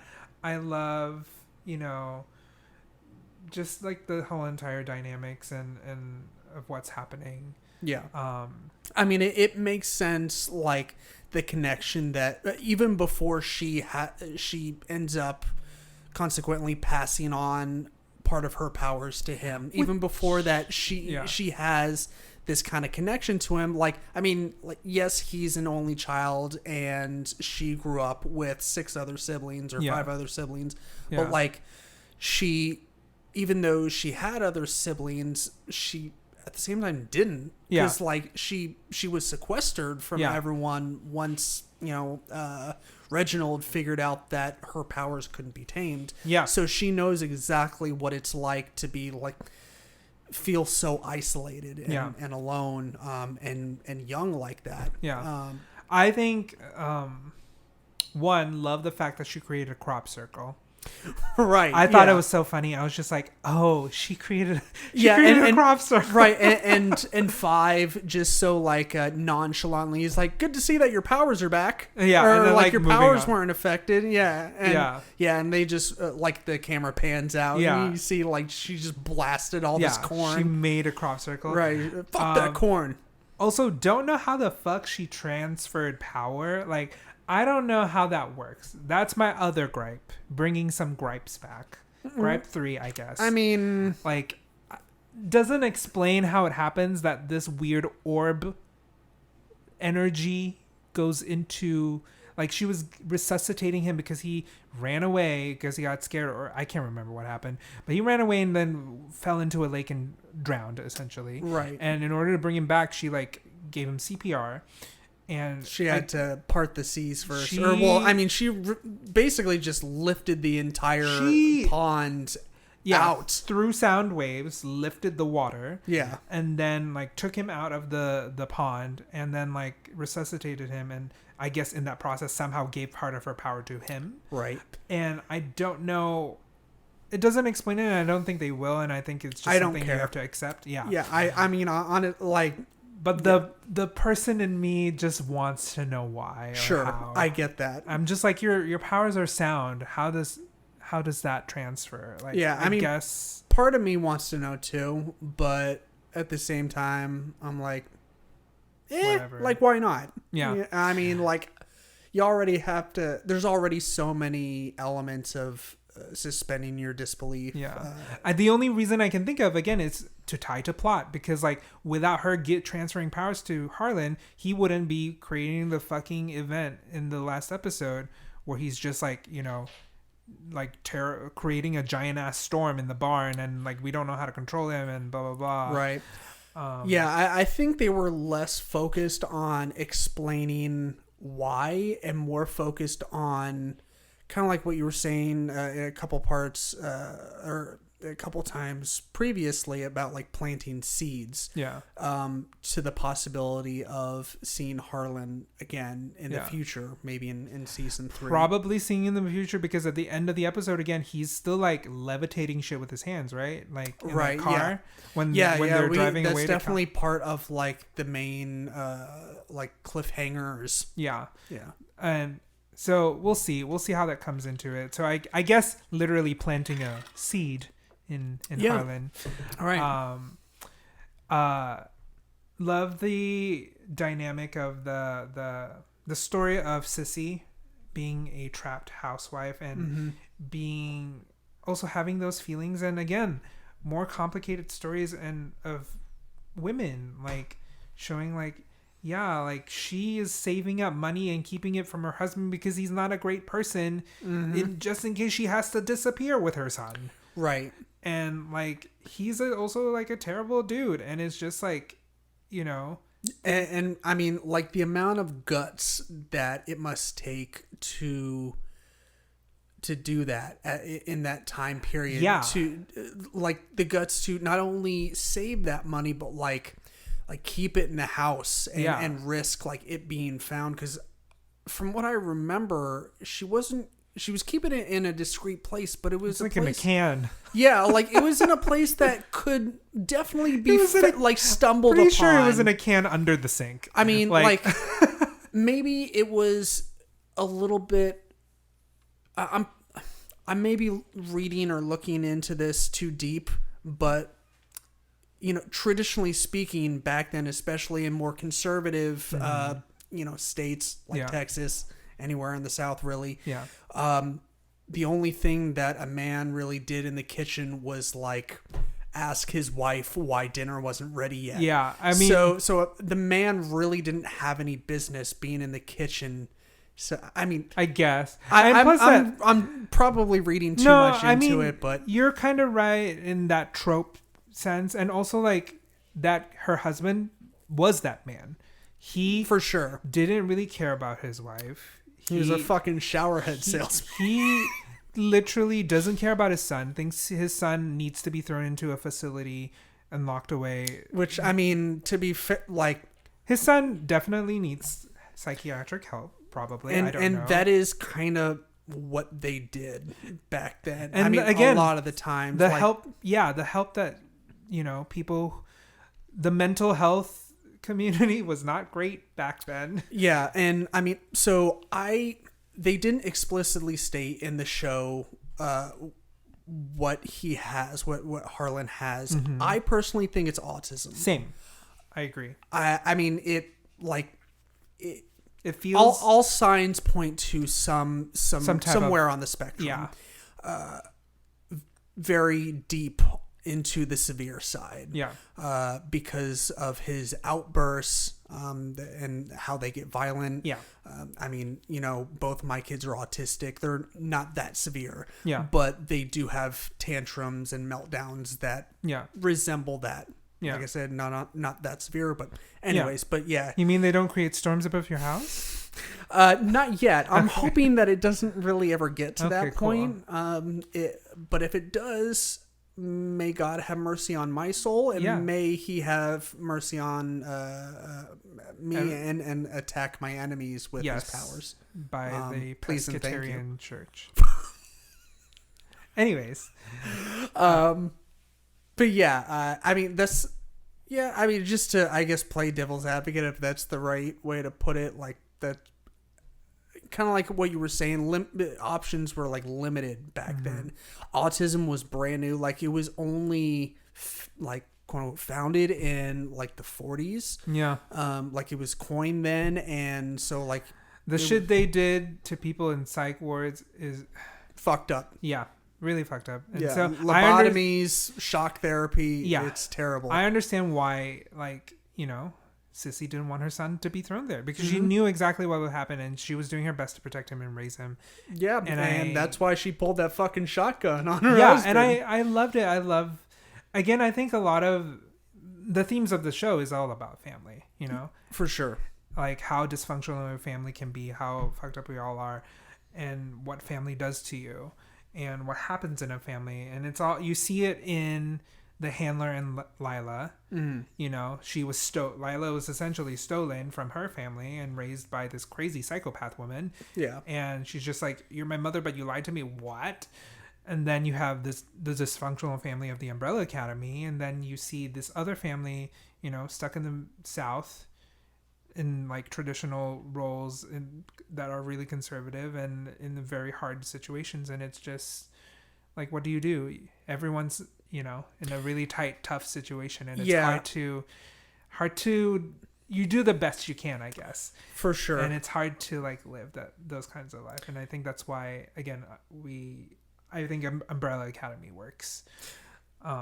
Most definitely. Because it's about that. Yeah. It like kind of continuing on with that point, it hits home with so many people. Like, it's shedding light on all the imperfect parts of all of their relationships and their family dynamics, because no family is perfect. Like, I mean, in shows and movies, like sometimes you see like the perfect family, what seems like the perfect family, or you hear a lot nowadays, like what you see on Facebook, like that's so surface level. Like you only see like the good stuff, and when really everyone struggles. Everyone struggles, and so it's kind of like what you were saying.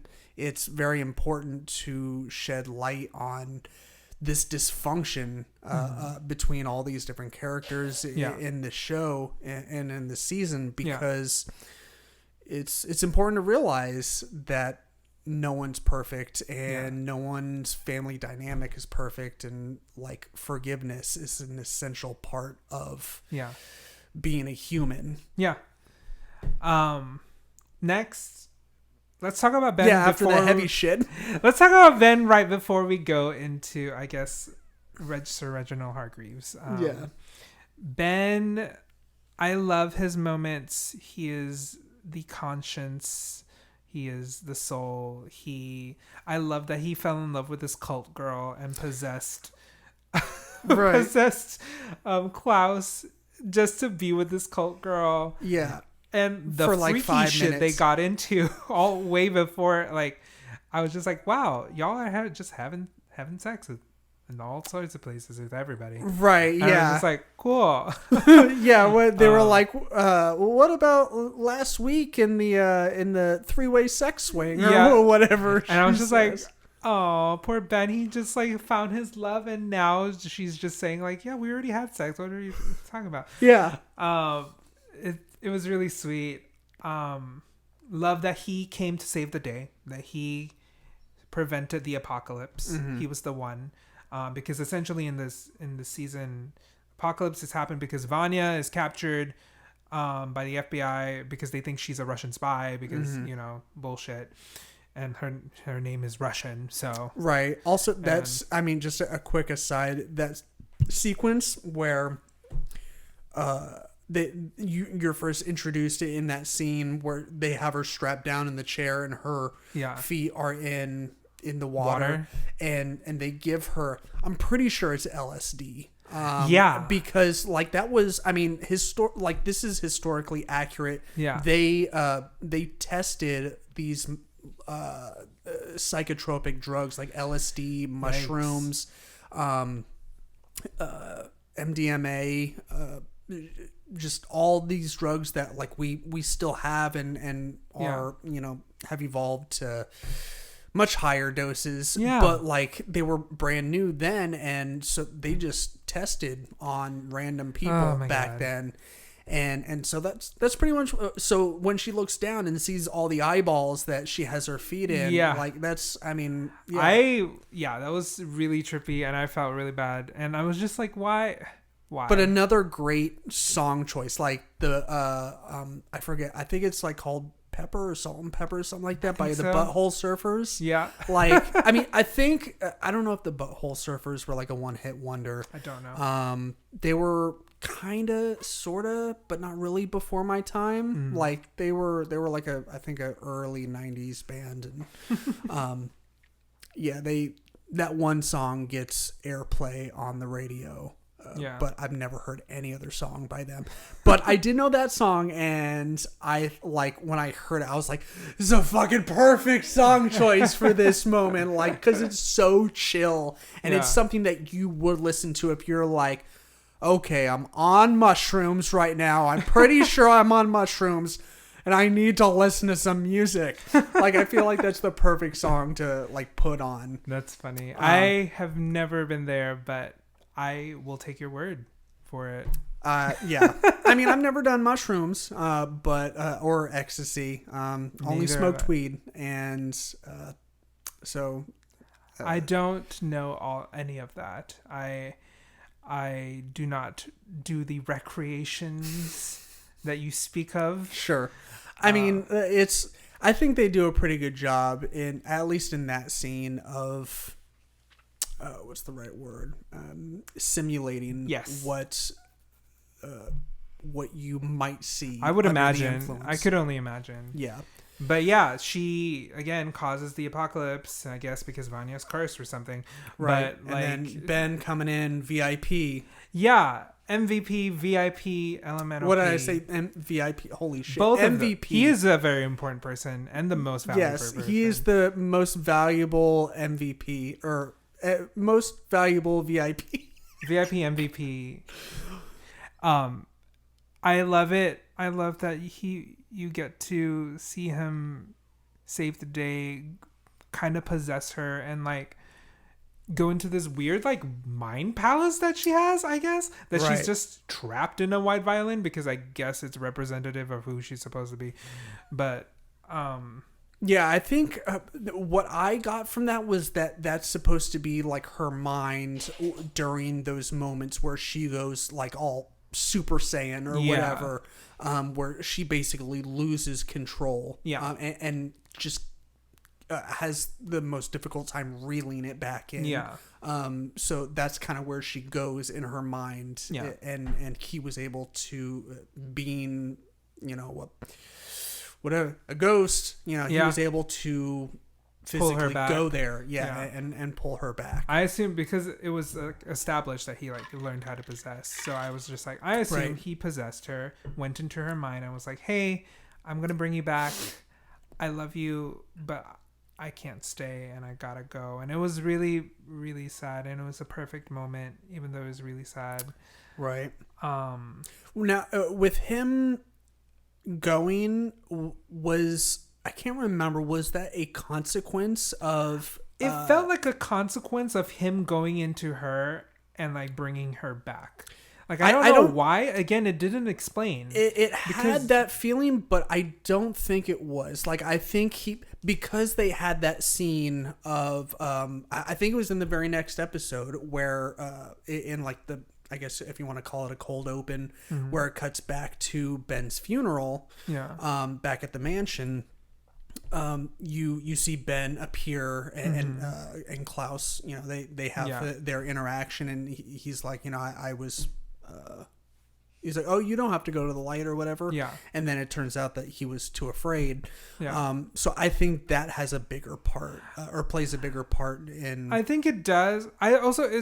That's my other gripe. Some things are just never really like explained and just you're supposed to accept about the show, which I get, but like it implied like through some weird reason that her power was burning him up because he was like emanating light from his body and he was like crumbling into dust light, you know, like starlight. Mm-hmm. And then to make the point matter was because that he had is the comment that he told her before he left. He's like, I need you to leave Klaus a message from me. Mm-hmm. And was the fact that like I could have left a long time ago. I was just too afraid and I'd rather stay with you. Yeah. And that's what made it touching. I don't know if it necessarily has how much weight it has with him, like whether he chose to leave or whether he was forced to leave because of Vanya's powers. But I think he was finally choosing to leave. Okay. I think, yeah. Especially having that cathartic moment with the girl, the black girl from the cult, you know, being able to roll around in the dirt because, you know, as he leaves, the Backstreet Boys are playing. Yeah, he's like he's yelling after that bald dude that gets a couple scenes in the season. He's like, tell what's her name that rolling in the dirt was the best moment of my life. So yeah. I agree. Actually, I disagree. Sorry. Okay. That was a lie. I think like because it feels like a sacrifice, like, you know, like what he did feels like a sacrifice that he knew that he wouldn't come back from it. So I felt like he knew the cost was his life in order to interact with her because otherwise, like, I feel like his character would still want to stay with Klaus as much as he could. I think up until this point, he hasn't really faced the fact that like he could truly just die or things could kill him until he interacted with like Vanya's mind powers or whatever. But again, that doesn't explain. It leaves so much room to explain like what the fuck her powers does besides sound. You know, they probably didn't resolve it so you and I could have this fucking conversation. Great. I mean, if that and like the other things that we've discussed were resolved, we would have been done fucking talking like 2 hours ago. Yes, but we're not. You're right. And we still have some things to cover before we finish. I'm so sorry. No, it's great. Let's cut to Reginald. Reginald Hargreaves. So Reginald Hargreaves. We got to see him do a little bit of knife action, a little bit of combat. Yeah, I've been waiting for him. I love that they give him so much more depth in the show because he's always a mystery in the books. Right. In the books, he's an alien. You know, he was a terrible person. Mm-hmm. But like, what did he do? What's the purpose? Why is he bringing? Right. It's just like the most he ever got fleshed out was like he's an alien and he's a dick. Yeah, that was it. Yeah. And so it was really nice to see him like plan shit out. To see him in this weird like cult group men's club thing. Right. It's just like, oh, these are like weird, powerful men that are really shady and are manipulating the world because they want certain things to happen for them. Right. And one of them manipulated it so that JFK would die. And Reginald Hargreaves actually didn't want that to happen. He was just like, you promised me, this didn't. And they were like, well, fuck you. And so yeah, that scene at the very end, it kind of, to me, it alluded to the idea or possibility that Reginald is kind of like above all of them, like in terms of like his rough exterior, and he's very like crass and calculating, but at the same time like he's fair. Like I mean, it might not seem like he's fair. No, I think he's pragmatic. Right. Like he will make the most effective choice possible. Right. But I feel like his character has always been like, emotions don't mean a thing to me. Yeah. What means anything to me is the outcome. So he will get the outcome he wants, or he will try to. Right. In any kind of way he can. Yeah. And I also love the nod to the books, the whole entire sequence of like him taking that weird flesh mask off. Right, yeah. And then like putting it on the chair. Yeah. That shot is a callback to the like first few pages of volume 1 where they said like he's an alien. Right. And you just see a flesh mask of his face. Yeah. And actually we never get to see his face in the book, so it was weird to see him like alien out. Yeah. Like in the show. Yeah, yeah. When I saw that, I was like, holy shit, I totally fucking forgot he was an alien like this whole time. Like, and so it, you know, we've touched on that a couple times, you know, mostly earlier on in the episode, but you know, we talked about how they brought some of those like otherworldly aspects into season 2 from the comic books. Yeah. I mean, they had no choice. They were time traveling again, and then they got a fish for a villain that was disappointing, and then I think my favorite scene with Reginald was his one-on-one with Five at the bar. I forgot about that entirely. Thank you. That was one that was even better on the second time. Like, I got more out of it. And like just the ending of their conversation where he's like cheers, old man, or whatever. And just like at that point, him accepting the truth of all this. And well, and he also gives advice to Five.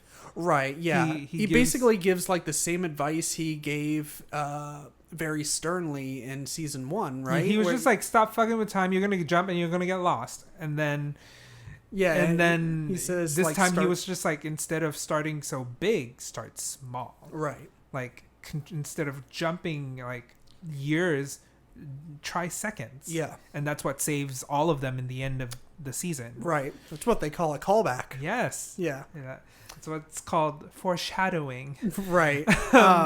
And so yeah, I thought that was, I mean, the whole dinner scene was great. Love the dinner scene. And then like at the very end when he gets up to leave, he's like, all right, I had enough. And Luther is like, he slams his fist down on the table, gets up and rips his shirt off. Like, I think my favorite part of that part was Allison's face. Like, she just like covers her mouth. She's like, oh, what? Oh no. God. Like, this transcended to a whole nother level. Yeah. And then, you know, on the elevator ride, she's like, I can't believe you stood up to Dad like that. Yeah. Well, that's the thing, because number 1 has always been loyal. Number 1 has always been by the book. Yeah. Like a daddy's boy. He never like, you know, like rebelled against him. He followed every single order. And then he realized, oh, he still didn't care. Yeah, he's like the second son in the prodigal son story. Yeah, like the one that stays home. Yeah, basically. Yeah, that's essentially who he is. Yeah. Yeah, that whole dinner scene was great. Everyone like showing off their powers. I loved Vanya's part because it showed how she does have some control over her powers, that she's just not a chaotic mess all the time when it comes to her powers, and she has zero control. So I think going forward in season 3 we're going to see her showing more and more control. I want to see more of her control. I also want to see her like use, she probably won't do this because Ellen Page is not a violinist, if you remember season 1 and like her playing the violin so awfully. Sorry, Ellen Page, love you, but that was not great violin playing. Not good. Even miming. You definitely tried, but it did not work. But I really kind of want her to like use the violin as an actual conduit of her power, because I liked it in the comic books when that's what she does, and she like plucks a string from it and it explodes an entire building, or she like pulls a note from it and it like I would cuts love to see stone that in half. Yeah, like I want to see that kind of control, but I know it's gonna take a while, and it's probably not gonna happen because it's too like comic booky. It's too like gimmicky. I don't know, man. Here's like a weird like conduit of a violin, whereas like let her be like, you know, she just blasts things from her body and turns white, you know. I can see something like that happening. I hope it happens. Maybe I just want to see it. I want it. I really want her to. I want it in my soul. I really want her to pick up another violin, make it white, and then like just use it as a conduit to channel her powers better. Right. Don't know if it'll ever happen, but probably, it should. It should. I heard a rumor that it will. I see what you did there. Thank you. Just call me Allison. But anyways, I hope that happens, but probably won't. But speaking of season 3, wrapping up, they saved the apocalypse. Leela, whatever. Lila. I can't say her fucking name. I don't know why. It just goes to show how much you love her character. It goes to show how much I love her so much. Yeah, we really haven't talked about her a whole lot. And she was fine. She, I think, will appear. She, again, I think is there to add more depth to the characters, specifically Diego. Mm-hmm. It was fun to find another, like, lost member of the quote-unquote family. Yeah, I think she was there to plant seeds to bring in the new members of the Sparrow Academy. Mm-hmm. And, like, it's cool to have somebody outside of that and be like, they are the random people. They have powers, and this is what they can do. Her reveal of her powers was interesting. Definitely forgot that she could copy powers at all. Like, yeah, it was so subtle that I forgot. And I think kind of well done, but also, like, I think if they actually showed her blipping in and out when she first fought 5, it would be too much. Like, right. It was enough of a hint to be like, what's happening with her? Maybe she can just teleport because she's part of the time agency. I definitely didn't pick up on that. I mean, maybe I just wasn't paying close enough attention. I knew she was teleporting somehow, but it wasn't the same kind of teleportation that he was doing. So I just figured because she was with the agency that she could just do it. It didn't register to me that she was copying him. Yeah, it just kind of like subtly flew under the radar. Yeah. So it was nice to. It was a shock. It was a reveal. I get why they did it because of the reveal. Yeah. That like suddenly she can copy powers, and we're like, oh shit.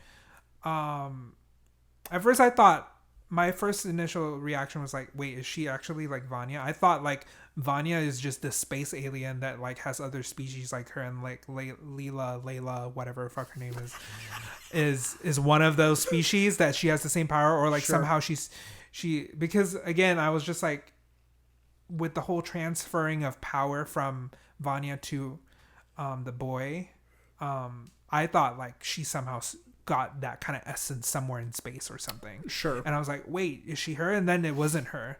Like, that it was revealed later when she was fighting, Luther. Like, she's also super strong. And then the moment of the real, like, gasping moment, pun intended, of her fighting Allison. One, my first gripe is, Allison, why the fuck are you always not using your voice first? I think it was totally unnecessary for Allison to have a fist fight with Lila. There we go. I think that I said her name right. Mm-hmm. With Lila ever. Like, I get it. It's to build the rising action or the moment in the scene. Sure. Up to the point of like, oh my fucking God, she used her own power against her. Like, I get it. But totally unnecessary because you're Allison. Your job literally is to shut people down real quick. Is like, hey, I heard a rumor you died. Like, that would have been the thing. Sure. But instead they were like, let's give a minute, like, choreographed fight sequence, and then we will reveal that she used it on her. I don't know. I dug it. Like, one moment that always stands out to me is when she goes toe-to-toe with Cha-Cha in season 1 down in it's like that basement area or whatever in the mansion or whatever. Yeah. And I always think about that when it comes to like the combat portion of or side of the show. Here's why I liked it then. I liked it then in season 1 because Allison at that point made it a fact that she would not use her powers. Like, she made a pact with herself that she would never ever use them again, and it was in her character's belief that she's like, I can't use it. I used it already. I'm trying to be a better person. I will never ever use this. So this is not a desperate situation. I'm just going to fight, you know? Whereas like now she's grown a little bit more and she's actually started to use her powers again for good. Yeah. Because the only time Allison ever used her powers in season 1 was to try to stop Vanya. And that was because Vanya was getting out of hand. Right. And she was like, please don't force me to do this. Please don't force me to do this. And then she did. Whereas in season 2, it started happening more because she was just like, I can use this for good now. I'm not as afraid. I can also get my husband a suit. Yeah, exactly. I can like fuck racism, you know? Yeah. Like, and so that's why I was just like, why doesn't she just like immediately, you know, like try? But I can see both sides. I see like, yeah, fighting first. I understand where you're coming from. And then like maybe struggle and then like, okay, it's time to do the thing. Right. But it definitely was like, it was shocking. I was just like, oh shit, she's gonna die now. How is she gonna die? She's gonna die. She's gonna die. My favorite character is just gonna die. And then Luther saved her and like breathed into her and she was fine. Yeah. And then the whole fight with again number 5 again, and then the whole entire thing of, you know, they almost turned Lila against her mother. They revealed it, and then Handler just doesn't give a fuck. She's like, fine, I'll just kill you too, girl. She's like, I got like 40 other kids to find. So what a raging see you next Tuesday. And insane. That's why I guess that's why people love the Handler, and that's why I feel like they brought her back. But still, I thought Carmichael could have done the same role. Mm-hmm. But still, outfit is on point. She looks great. Yep. At least there's that. There's that, and then Lila escapes, and she probably will come in season 3 at some point. She took the briefcase and like disappeared through time. She'll be back. Yeah. But anyways, leaving the last bit of the story, they saved the world. They are going back because they killed all of the Time assassins. I don't know if all of them, but she definitely Handler summoned all of them. She was like, I need all available agents to come. Right. And like, I don't know if they're dead. They were just on the ground. It didn't show them bleeding or anything. So I don't know what the deal is. But like, they just took one of the briefcases and then like peaced out and went home. Yeah, they definitely weren't moving. They weren't moving. So I don't know. We'll see. But they get home, they're like, oh, we stopped the apocalypse, yay! And then they're like, wait, the house is different. Why is Ben's like portrait on the mantelpiece? And he's basically number 1. Ben is number 1. Edgelord Ben, emo Ben, is number 1. Very much emo Ben with the Pete Wentz. Yeah, bangs. in the Sparrow Academy, and also guess what? Reginald Hargreaves is alive still. Mm-hmm. He did not die. And he's just like, this is my group of people. And this is what happens when you fuck with time. When you go back and you change things and you tell your dad that you're his father or that you're their children. Right. He's like, well, I guess I fucked up. I better start another academy. Yeah. He's just like, I guess I'll do it. Very excited for the Sparrows. Mm-hmm. Here's another thing that they've been doing for the show. They've been pulling a lot of things ahead of time when they shouldn't have been. So, for example, in season 1, they pulled Hazel and Cha-Cha from volume 2 into season 1.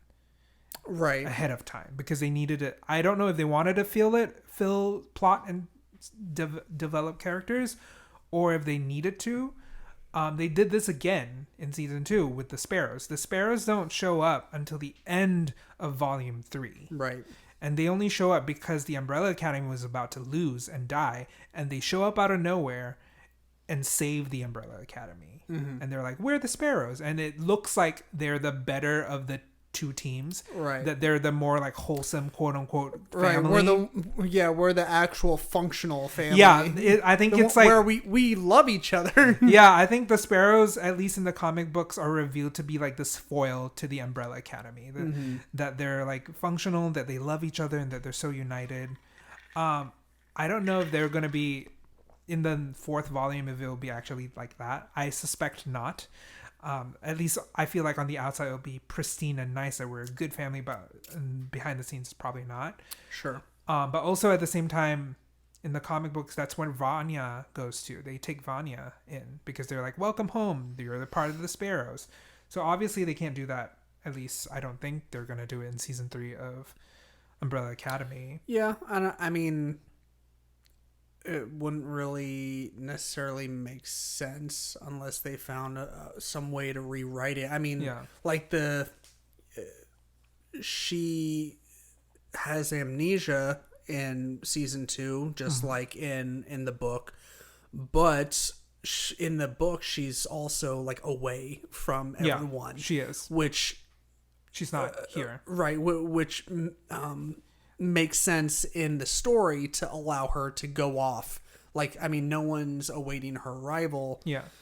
So she's free to kind of go and do whatever she wants in the comic. Right. Whereas like in the show, she's basically accepted back into the family now. Yeah, and that's the arc, right? That's why we love Vanya and we love the Umbrella Academy, because they resolve their issues. Because at the end, when Vanya needed her family, they put their shit aside and they grew. That was the difference between season 1 and season 2. And that's why I love the character development. It's just like, hey, we're a family now. We know how to work together. And so now it's revealed Ben is still alive. He didn't die. He is head of the Sparrows. Whereas the head of the Sparrows has a leader in the comic books that is very much like Luther, like just super strength and like kind of blonde and like muscular. I'm excited to see all the different powers that happen, because the powers are really weird in the book. Right. I don't know.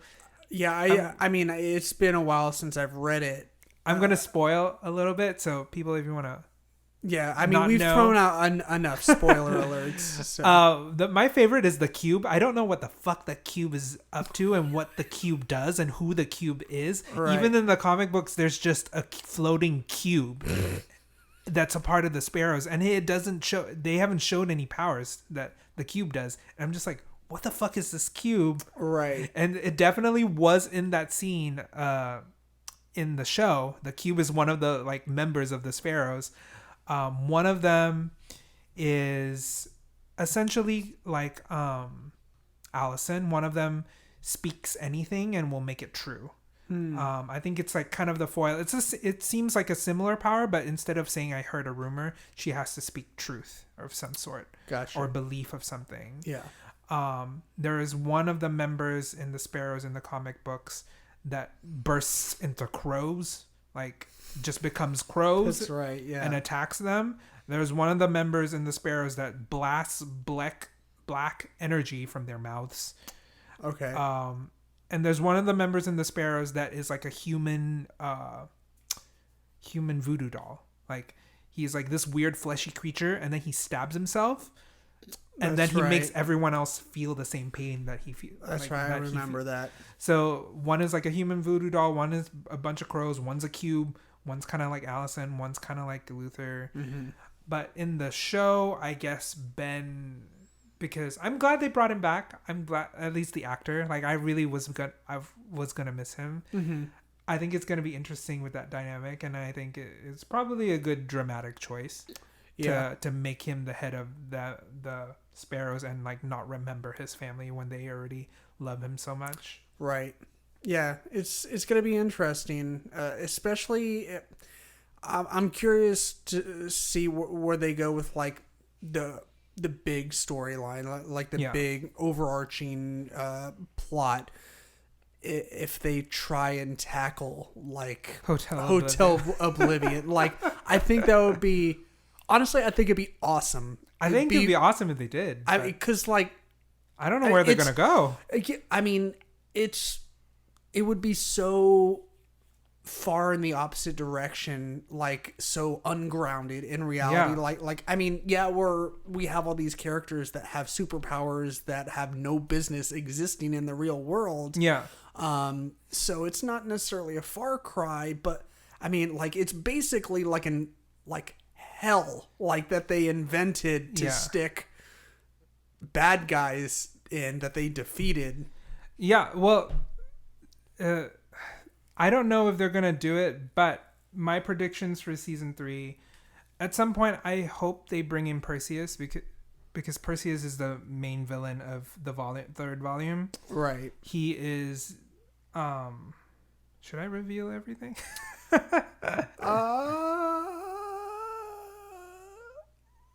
Nah, let's save that. Okay. Yeah. Perseus is the main villain of season 3. They have yet to reveal him in the show. I'm assuming they're gonna reveal him in season 3 of I Umbrella think so Academy. too. He's a great character in the books. And if they do reveal him, they eventually have to reveal Hotel Oblivion, which is the third comic volume. Right. That, in my personal favorite. It's great. Yeah. It houses it's beautiful. So many things. It's also the best or I guess not iteration, but like Klaus. Like it's the best storytelling arc of Klaus. Yeah. Out of all the books. Yeah. In my opinion. Like yeah. He's not necessarily front and center, but he gets a lot of I don't know, his arc is just really good. Yeah. Klaus, I think it'd be interesting to see Klaus deal with Ben in real life now. Because Klaus essentially lost his, brother again, the one that he was always speaking to and the one that was always keeping him in check. Yeah, and now Ben is going to be like a real dick. And he's going to be like, who the fuck you, like, why are you acting like we have this close, intimate relationship? Yeah. Like, we don't. I don't know who the fuck you are. Also, like, Ben, seeing Ben use his powers in real life, like not in ghostly form, is going to be very interesting. Right. I hope he does it. I don't know if they will, but I hope he does it. I want to see where Harland ends up, his weird telekinetic boy, whether he's a part of the Sparrows or whether he is still in the ether of whatever. He probably wouldn't. No, he'd be old. If he was like, if where they transported to in the future is in fact the same storyline, if we're not dealing with like a multiverse situation here, if we are, or if they did end up in the future of the same universe, Harlan would be old. He wouldn't be. I mean, so he's what, like maybe 8 or so. Yeah. In 63, so that'd be. What, 60? He'd be like an old man. Yeah, like 70s maybe. He'd be an old man throwing shit around with his mind. I mean, he'd probably, if he survived that long, he'd probably have his skills honed pretty good. Hopefully, we'll see. And then Lila, maybe she'll pop in and out. I feel like she's gonna pop in and out for Diego. She won't stay far, I feel like, from him. He loves her, and I think she still loves him. Right. Yeah. Yeah, I think she'll probably kind of go off and do her own thing, kind of figure out her own feelings, be without like she's gonna parents and a fake mom. She's probably gonna bring some shenanigans in, knowing her. Probably. I also really hope that mom, like the robot mom, is still alive. I really like that actress and how she was portrayed in the first season. I hope they bring her back for season 3. I feel like they did kind of set that up as a cliffhanger, like a low-key cliffhanger, because we didn't really get closure on that. Yeah. Like there wasn't really any closure to it. I mean, like we had that, sorry, I didn't mean to cut you off. No, you're like fine. We had that final scene of her, I mean, not the one outside of whatever, like, that hotel or wherever they all went to met Reginald for dinner. Yeah. You know, where Diego goes to talk to her when she's sitting in the car. And then later on we see her like digging through his stuff or whatever and trying to make sense of what Diego is like talking about. Yeah. So, yeah, but anyways. I hope she's back. I'm very excited to see season 3. I hope they bring a Hotel Oblivion in it. It'll be real I really weird. want to talk about it. It's just gonna be so exciting because I don't know. Yeah, if you guys listening that are still that have hung on this long, the all negative 20 people that are still listening, if you want to hear us talk about Hotel Oblivion in more. Actually, we probably already did. You can go back and listen to episode. I think it's 30. It's somewhere in the 30s. Yeah. 35 or 6 or something. I don't know. It was. It'll just be so cool to see so many like weird villains and like shit and like it's basically cosmic. Yeah, it's just that one scene in Cabin in the Woods where all the creatures get let out and and it's hell on earth. It's an entire hotel of super villains that are trapped. Right. It's essentially their jail. Yeah. And it's brilliant. I hope they use it in season 3. It would be real fun to see how they try and translate that. Yeah, because to me it's like two ways. They could either have the main conflict as Sparrows versus Umbrella Academy as the main conflict, possibly introduce Perseus as a villain. Mm-hmm. And then, or they could just head straight into like, here's Perseus, he's a villain. These two teams have to team up together to beat him, and Hotel Oblivion. Right. Is my prediction. But it's pretty solid. Who knows in the universe of COVID, what's gonna happen? Right. I mean, yeah. There's so many movies that have been and shows that have been pushed back and delayed, and production for movies that have supposed to have started and haven't. Yeah. So. Yeah, I mean, Ted and I were talking about this last episode when we talked about the DC, the fandom event that we were hoping that since they only have 25% of Batman filmed, that they'll still be able to film the rest of it and get it out there before next October. So yeah, we'll see. Any other thoughts on? My brain is fried. I think all my thoughts are now out on the table. I think that's so too. Mine too. We did a good job though. I think we were all over the place, but as usual, which I mean is fine. And like we said, we gave fair warning that it would kind of be all over the place and tangents would be had. Yes, but I do think that we did a good job hitting all the major points of this season. Yeah. In conclusion, Umbrella Academy Season 2, a good solid 8 out of 10 for me. Mm-hmm. Has really entertaining moments. I had a few gripes. You've already heard them.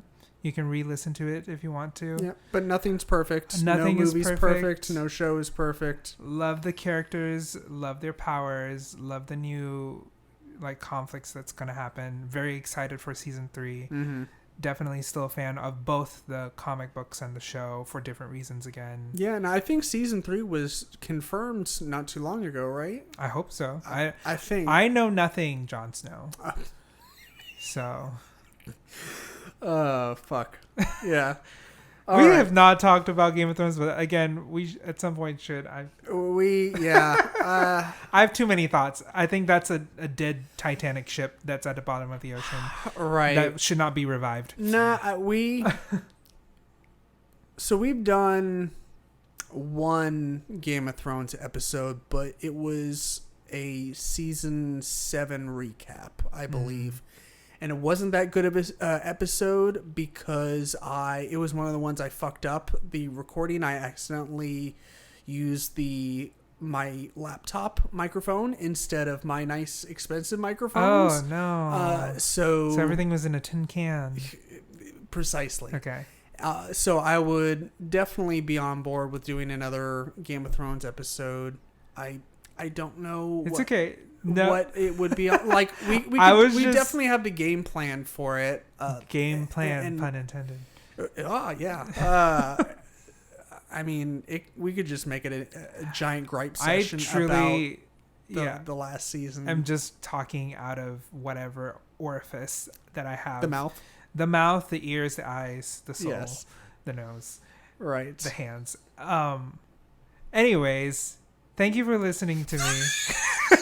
Are you going to take us out? Thank you so much for coming to the Pescatarian Conference Church of Umbrella Academy. This has been our TED Talk. This has been our 2 million years TED Talk. It's been 84 years. I just love coming on here and just derailing everything and talking for like literally 5 hours to no one. Not even to myself, not even to my reflection. Right. Into the void that is 2020. Yeah, but I'm listening. Oh, I'm glad. A positive. Right. I mean, I haven't tuned out yet, which is amazing because I have horrible ADHD. So yeah. You're doing great. I know. And You're doing great. Yeah. So, but yeah, we are going to sign off this bitch. Ian, thank you so much again for coming on. Yeah. I really appreciate it. No problem. Thank you for having me. Yeah. I will always come back and talk about nonsense and, you know. And my door is always open. Derail it. Right. Yeah. Derail this beautiful train wreck. Yes. I mean, it's bold of you to assume that it was ever on rails to begin with. I feel like there are multiple rails and they break all the time, and then you build another one, and then, you know, those break too. Some of them go into the sky, some of them go into the earth. What are you even talking about? I don't know. It's just like, I just imagine like railroads, but like on Rainbow Road on Mario Kart. Oh, okay. And just breaking off and then falling out of the Rainbow Road. Oh my god. Anyways, it's super late and we're super tired. Right, yeah, it is. And this is why I will never end this podcast, because I will never stop talking. Listeners, if you have made it this far, thank you, and like always, I'm sorry. Yes. Yeah, but thank you so much for listening, and as always, be kind, stay geeky, and eat lots of cheesecake. Yum. Bye-bye. Bye. Yum, yum, yum, yum, yum. I love it.